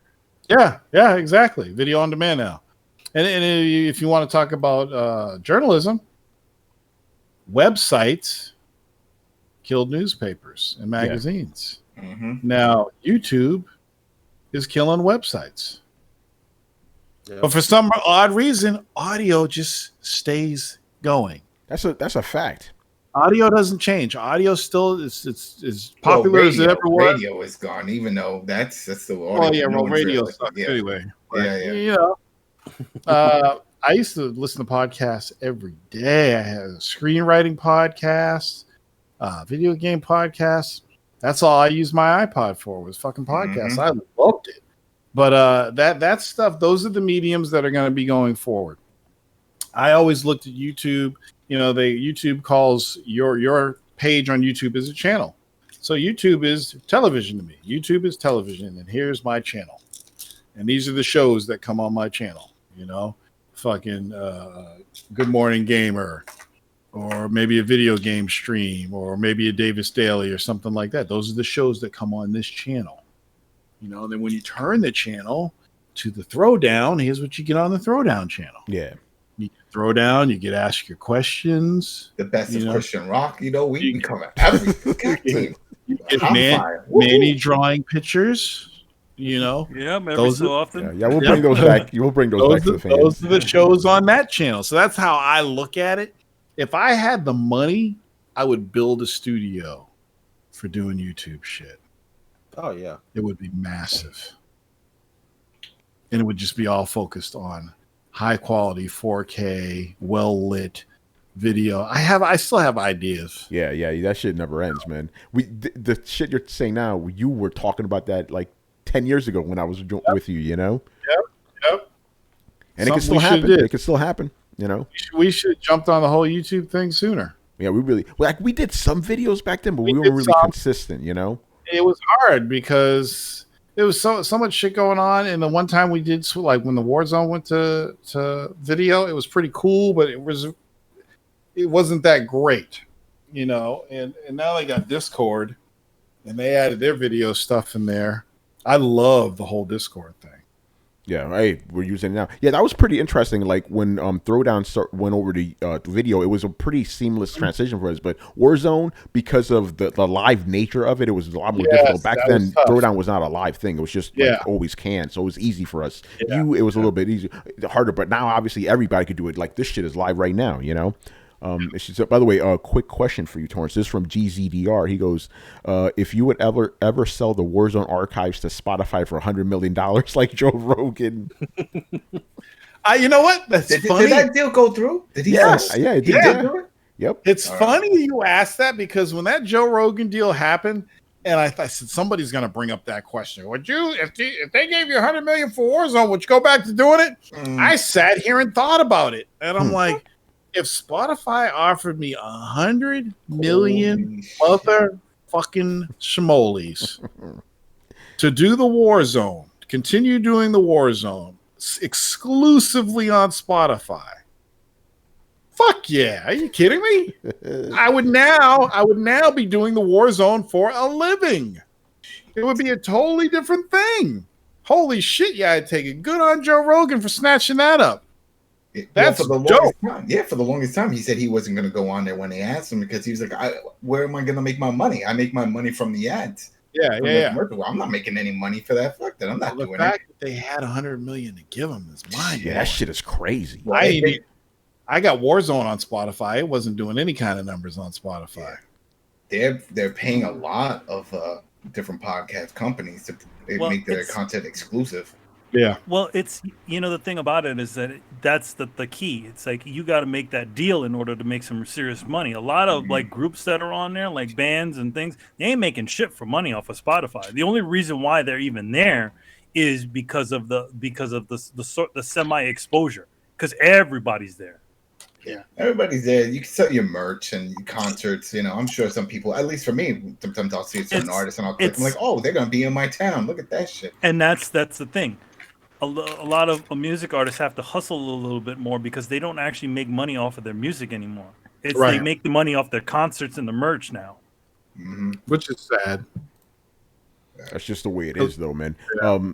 But anyway, I don't want to keep you guys here too long tonight, but I do want to ask you about your thoughts on this fucking Sega troll that happened this week. I got to get you, because you guys are old school. I need to get your thoughts on this shit. So let me tee this up for everybody. So basically what happened is last week, some Japanese reporter, he was saying that in Famitsu, Sega was going to break the scoop, that it was like on the level of PlayStation being revealed on The Verge and shit. People are going nuts, like, oh shit, are they gonna have a Dreamcast too? Is Microsoft gonna buy Sega? The fuck's going on? So, we get the news this week that it's actually two things.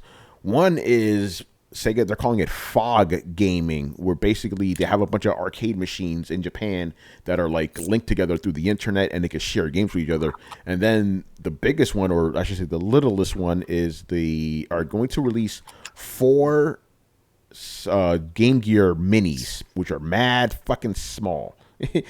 So Andre, I want to get you in here first. What do you think of this Sega news? And were you hyped? I was hyped. You got to pick the key part of that. The key part of that. Yeah. You didn't even put that in. What? There's only 4 games on these shits. Yeah, 4 games per you gotta buy them all. Shit. Yeah. No, one more. I love it. Just one more? Hold on. What's the other one? $50 each was like $20. And then when you buy them all, you get the mega window, the big window. I'm cool. Yep. Do I get that, or do I get a OG PS4 or Xbox One? I'm sitting there looking at it. I'm like, let me get on Watch Press. So Watch Press had it. They posted up the interview. The interview popped up as soon as they put the video out.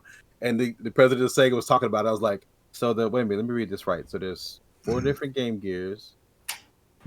Oh, and you could put AAA batteries in them, and they last a shit like no time, like the regular Game Gear. I'm like, oh yeah, I'm buying this shit. Oh yeah, and you can get a magnifier.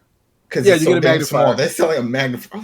I was like, stupid. I thought it was just. Who's gonna be they were smart. Yeah, that was a genius. They would have made a small Game Gear, like cell phone size, with a big screen, and put a whole fuck ton of games. Yeah, on. you can fit a micro SD card in that shit and just dump a bunch of games. And it had an HDMI out. Oh man! But see, I think this is like a fan thing. Like that ain't no fan. It was so fucking. It was. I thought it was funny. I think he's right though. I think it is more of a novelty thing and then just a legitimate console.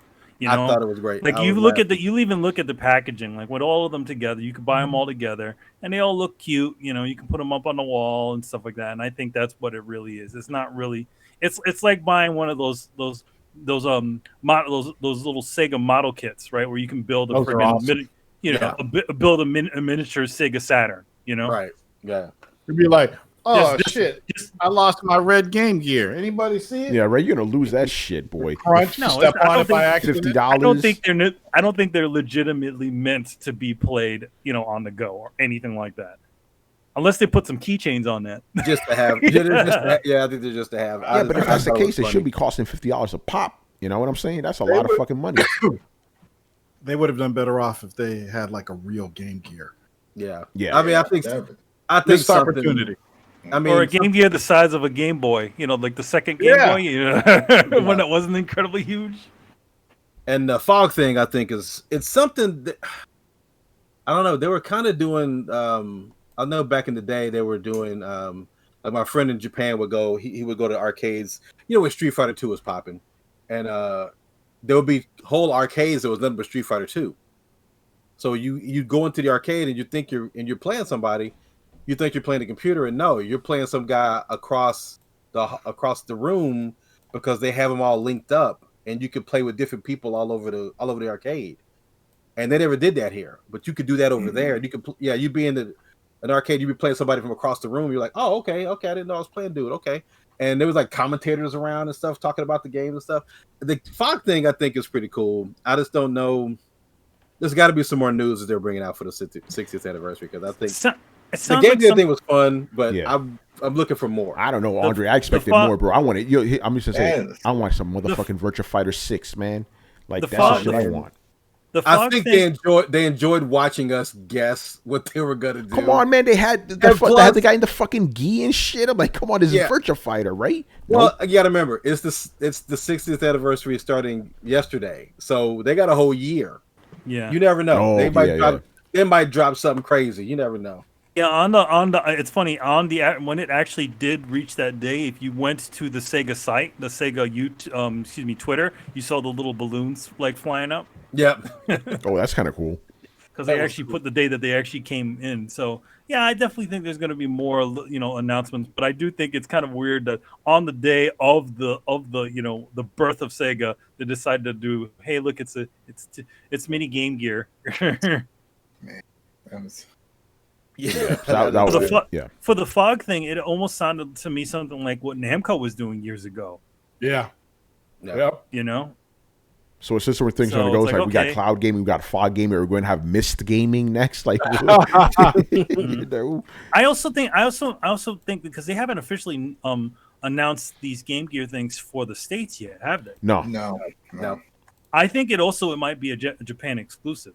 Kind of like the way you remember how the Genesis Mini in Japan has a Sega CD add-on. You got to buy that. Yeah, you got to buy that. You got to buy that separate. But you can't. Yeah, you can't buy that in the States. So I feel like this might be a thing that might just be those two things are Japan only. Yeah, I guess it is. But by the way, I heard they're already sold out. You can't even pre-order them anymore. They only made 50 of them. Come on. Well, I mean, it was all on Amazon Japan. So I mean, Yeah. Yeah. No, I hope you're right that they're going to have something else. Yeah, they've got to have more stuff. They're going to have more stuff because there's always rumors in Japan about Sega. There's always rumors about something. So you never know. Well, after this announcement, somebody needs to buy them. Gotta have some. Because I was waiting for something big. I'm like, well, big as the PS5 or PS4 is the PS4, PS5 reveal and Famitsu. I'm like, oh shit, what the fuck? What are they coming out with? A new Saturn? Like, I'm like, oh, what's the go? Fucking tiny ass fucking. I'm gonna say this about Famitsu. Famitsu has a way. They kind of exaggerate a lot of shit.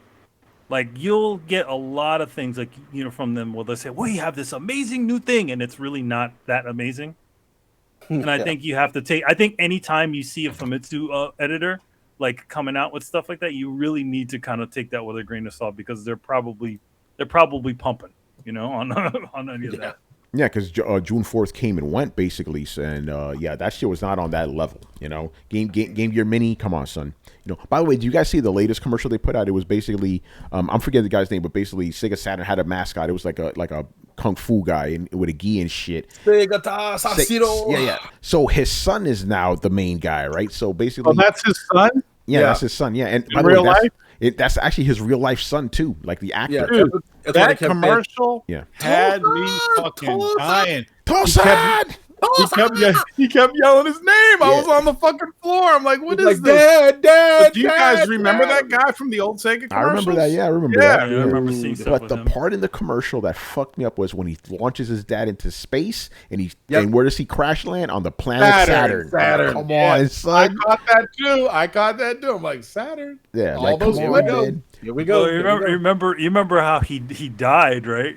The last commercial he was in, he essentially stops a missile from hitting like a building, and he flies into space and explodes. And that's what that little cartoon was sort of recapping that last commercial that he was in. Oh yeah. Oh shit! Let me tell you something, man.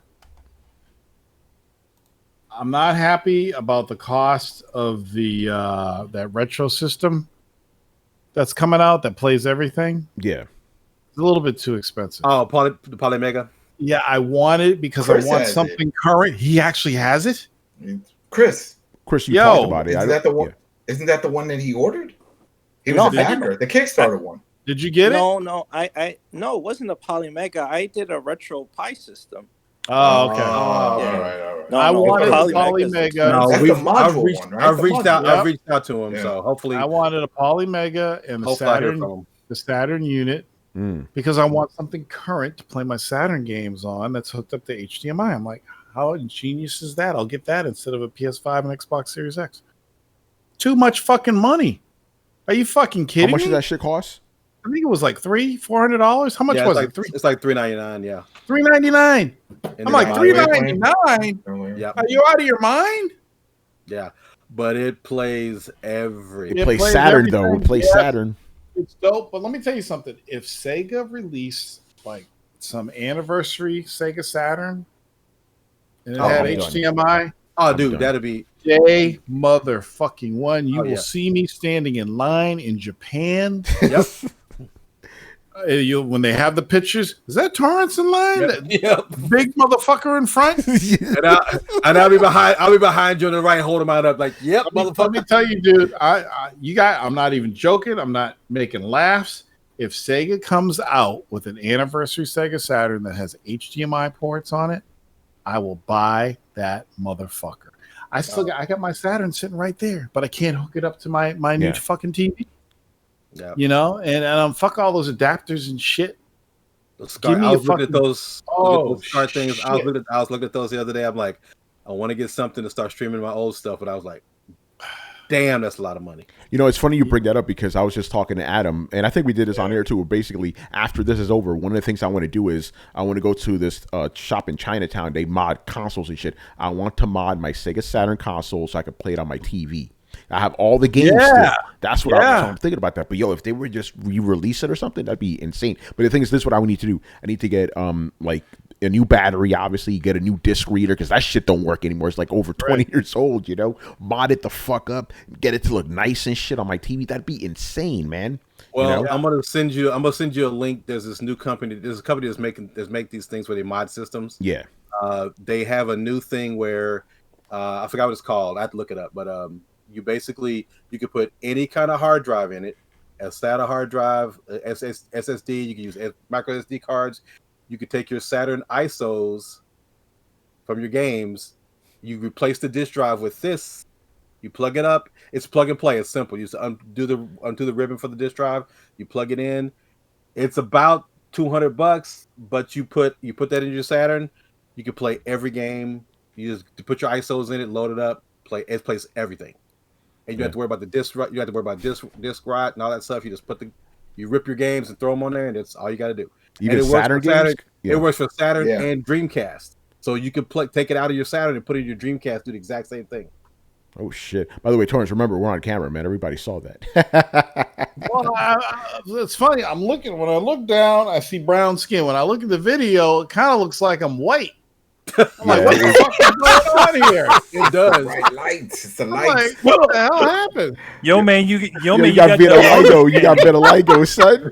Like Michael Jackson and shit. I was rewatching the Boondocks and with Ruckus. I got reverse vitiligo. I get dark every year. Oh man. Anyway, I want to start wrapping this up. I want to thank you guys for being on tonight. Any last thoughts you want to share before we go home, Torrance? I want to remind everybody once again, as I did on Twitter today, this whole conversation could have been about the PS5. It could have been, yeah. I want to remind everybody. Well, I question with that question. Did they? Yes. I thought when we heard about this that it was just going to be a video stream. It was going to be a live presentation. Like really? No, I don't know if it was live, but it was supposed to be an actual like E3 when they like canceled thing. it. When they were we're canceling during the protest. I'm like, well, who's going to your event? I thought this. No, it wasn't about that. It was just about they didn't want to put that out there at this time. Understand? I'm pretty sure it's canned. I'm pretty sure they already have it. It's just a matter of presentation. Yeah. There's been a bunch of shit that's been canceled because of this. You know? Yeah, we're gonna use the same cardboard cutouts they used for the Mark Cerny thing. Yes. Oh yeah. They didn't even release. They didn't even release the new season for Call of Duty tonight. No, all that got canceled. By the way, also the Guerrilla Game Initiative or whatever that was supposed to happen this weekend, that's been canceled too. Yep. You know, but yeah, go ahead, Torrance. You were talking about PlayStation supremacy. That there's no PS5 news today. Oh man, blame them. Yeah. Is that your final thought for everybody? This motherfucker's eating. Glad to be here. Glad to be here. Love you guys. Yo, Torrance. Yeah. Mm-hmm. What happened to Shaz? He's still around. That dude. If you ever do that Spotify deal, that dude needs to come back. Yeah, he was on. I think the last episode 400. I called him up and he was on the show briefly. But he's still out there. He sends me funny Facebook videos every once in a while. With a fake ass Mexican accent and shit. I still call him half Japanese, half Mexican every time. Cracks Hilarious. me up. But yeah, it was nice being on here talking about it and everything. And wish we could have had some PS5 news, but you know, it is what it is. And that's it. Yeah, if you're young and black and you want to do games, do it. Nothing's gonna hold you back. You can do it on your fucking phone. That's right. There you go, man. Rich, thanks, man. Rich, any last thoughts? Oh yeah, I want to thank you once again for having all of us on the show tonight. The last comment I will make is, you know, I'm glad for the people that have been recognized this week. Let's hope this isn't the last time that they are recognized, and let's also hope this isn't the last time that every major gaming company puts out a statement saying, yes, we support Black Lives Matter and all this other stuff. Let's see them do a little bit more than just put out a statement. But you know what's funny, Rich? That sounds familiar. I did tweet to Nintendo for taking so long to make a statement. But I find it funny how woke Sony and Microsoft are. And now I'm not saying it's a bad thing. I said all the stuff Sony was posting, the stuff that Microsoft did with Mixer and the colors of the flag and all that stuff, all cool stuff. But what are you guys going to do next week? Yeah. Where's my fucking Halo 3 duffel bag with my fucking gamer tag on it? Can I have it now? I want that onesie. Remember the onesie that they released in Australia? They had a gamer tag. Yeah. And the whole. I want that. What happened? Support from Sony. Was it Paris? Somebody was talking about getting support from Sony. Yeah, it was Paris. It was Paris. Paris. Yeah, I'm like, okay, there's black journalists out here. Y'all woke now. Send me a copy of fucking Last of Us 2.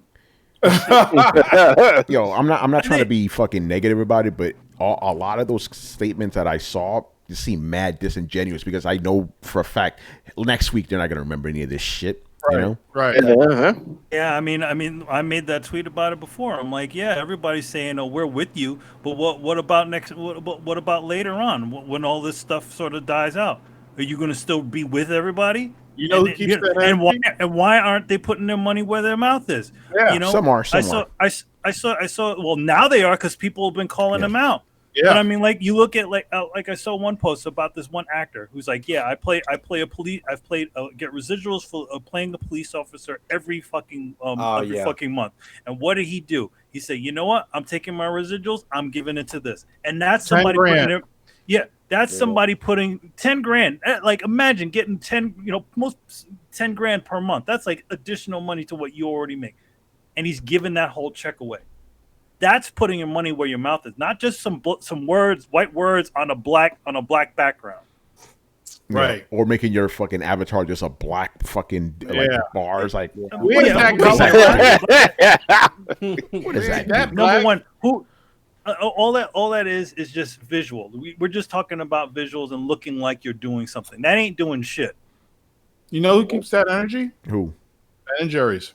Yeah, they do. Oh yeah, yeah. It's true. Say what you will, but they do, you know. But yeah, no, I don't know, man. We're a New England company. Yeah. All right. Yeah. Shout out to New England. Yeah. I don't know. A lot of these, I'm just gonna say these woke activists, as I call them. They're full of shit. They're full of shit. You know. Andre, man. Any last thoughts you want to share?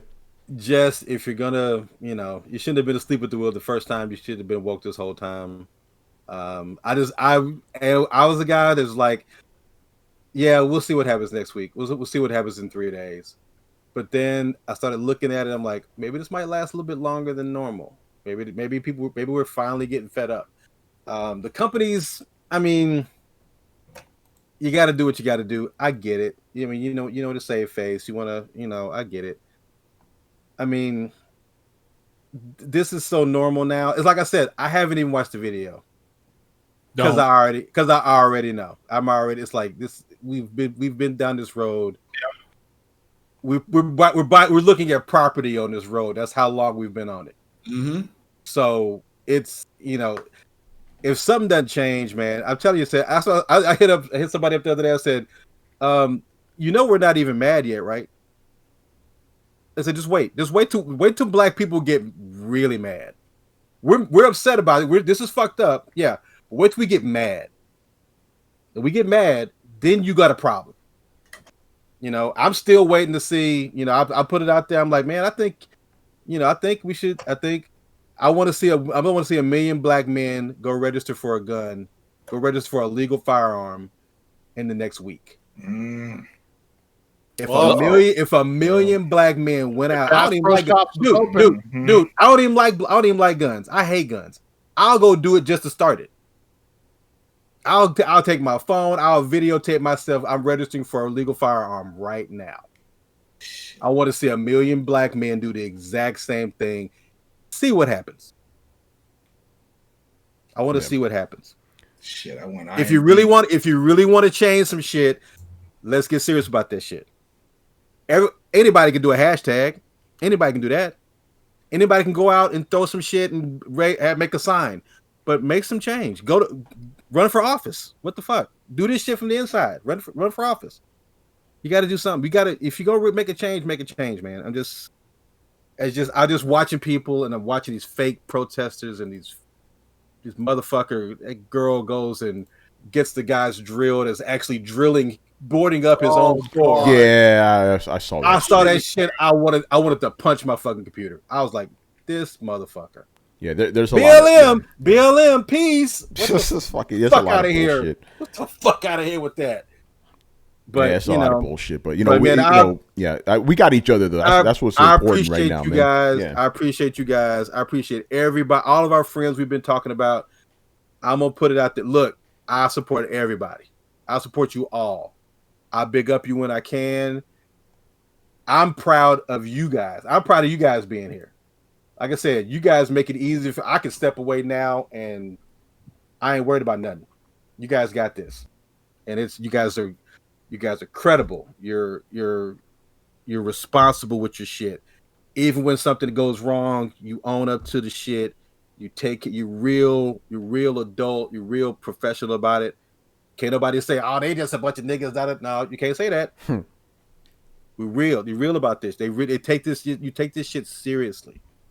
And I applaud you guys for all your hard work, everything you've done. Torrence, you know, man. Yeah. It's just been. I'm just glad to be a part of it.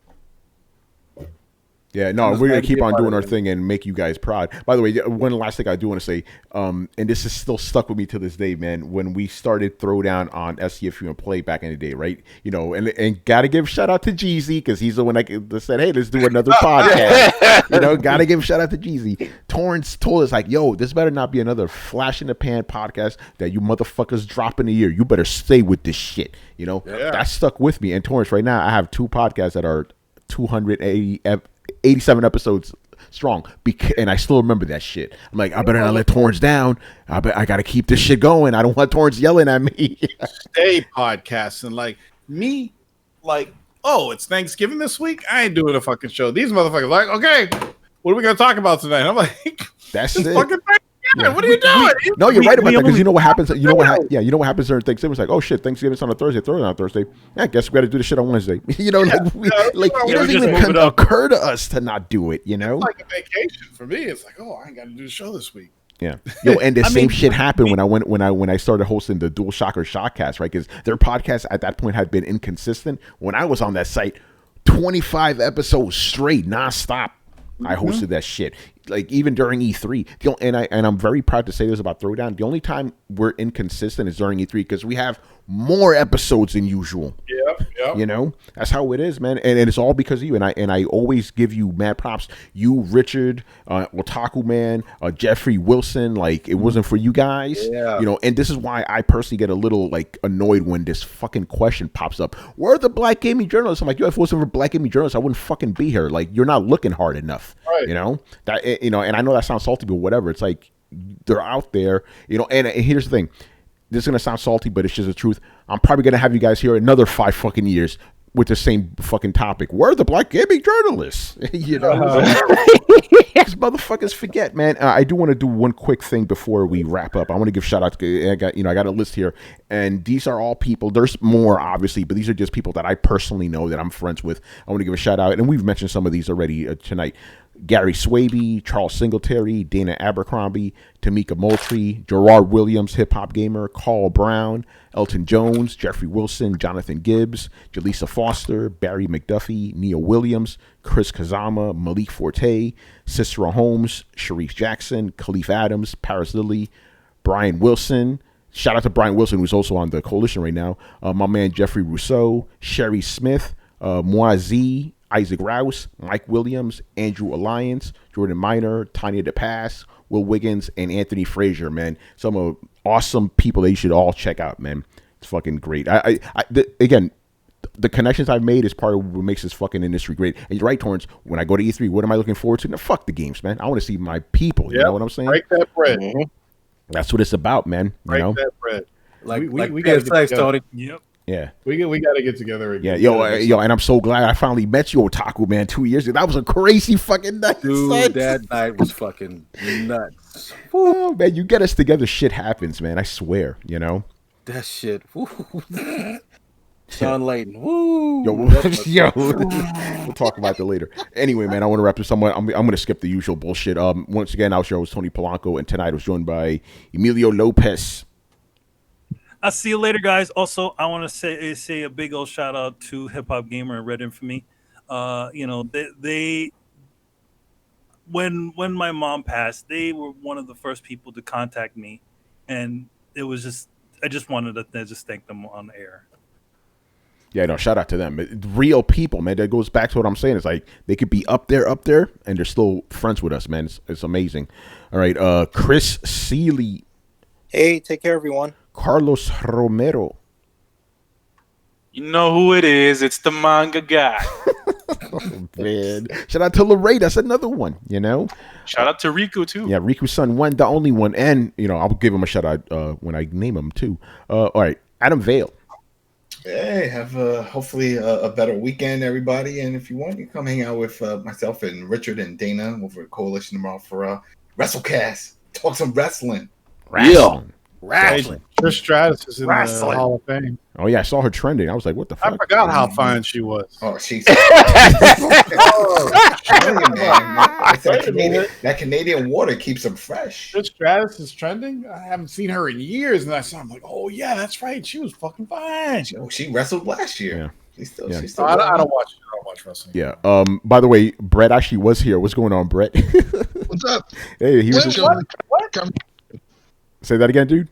I said just chilling in the cut. There was some good conversation going on. Yeah, no, awesome, man. And of course, I want to thank all of our guests, starting with Mr. Richard Bailey Jr.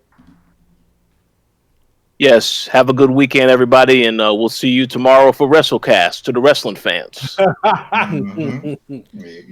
All right, Andre Tipton. Be safe. Take care of each other. Love you guys. Torrence Davis. Yeah, be safe. Wear your COVID masks. You're gonna rob a bank with that shit. Everybody be safe. Be good. Good things are coming this year. It's a new console year. So try to enjoy it. Try to find some peace in all this madness. And I'll see you on whatever is coming next. Yeah, and not a special guest, but I always want to give the last word to Mr. Brian Manjoma, who may have another spoiler for us tonight. Oh, Tony, The Last of Us 2 gets real good, especially the part when Ellie goes to hell with a shotgun and stops the demon invasion from hell. Oh, sorry, goes to Mars. Damn it! Goes to Mars with a shotgun, stop the demon invasion from hell. That's a good part of the game. Yeah. By the way, shout out to the one guy who thought one of Brian's spoilers was an actual spoiler, and he got pissed off and started unsubscribing to Throwdown. So the one he got mad because basically Brian said, "I'm not kidding. This is what set him off." Oh, I can't believe Ellie dies and Joel talks to dead people. It's like, dude, it's obvious what's going on, you know. But he thought it was serious. Anyway, man, we'll see you all on Sunday, and please take care out there, man. Later. All right, peace out, man. Peace. This is how we do it.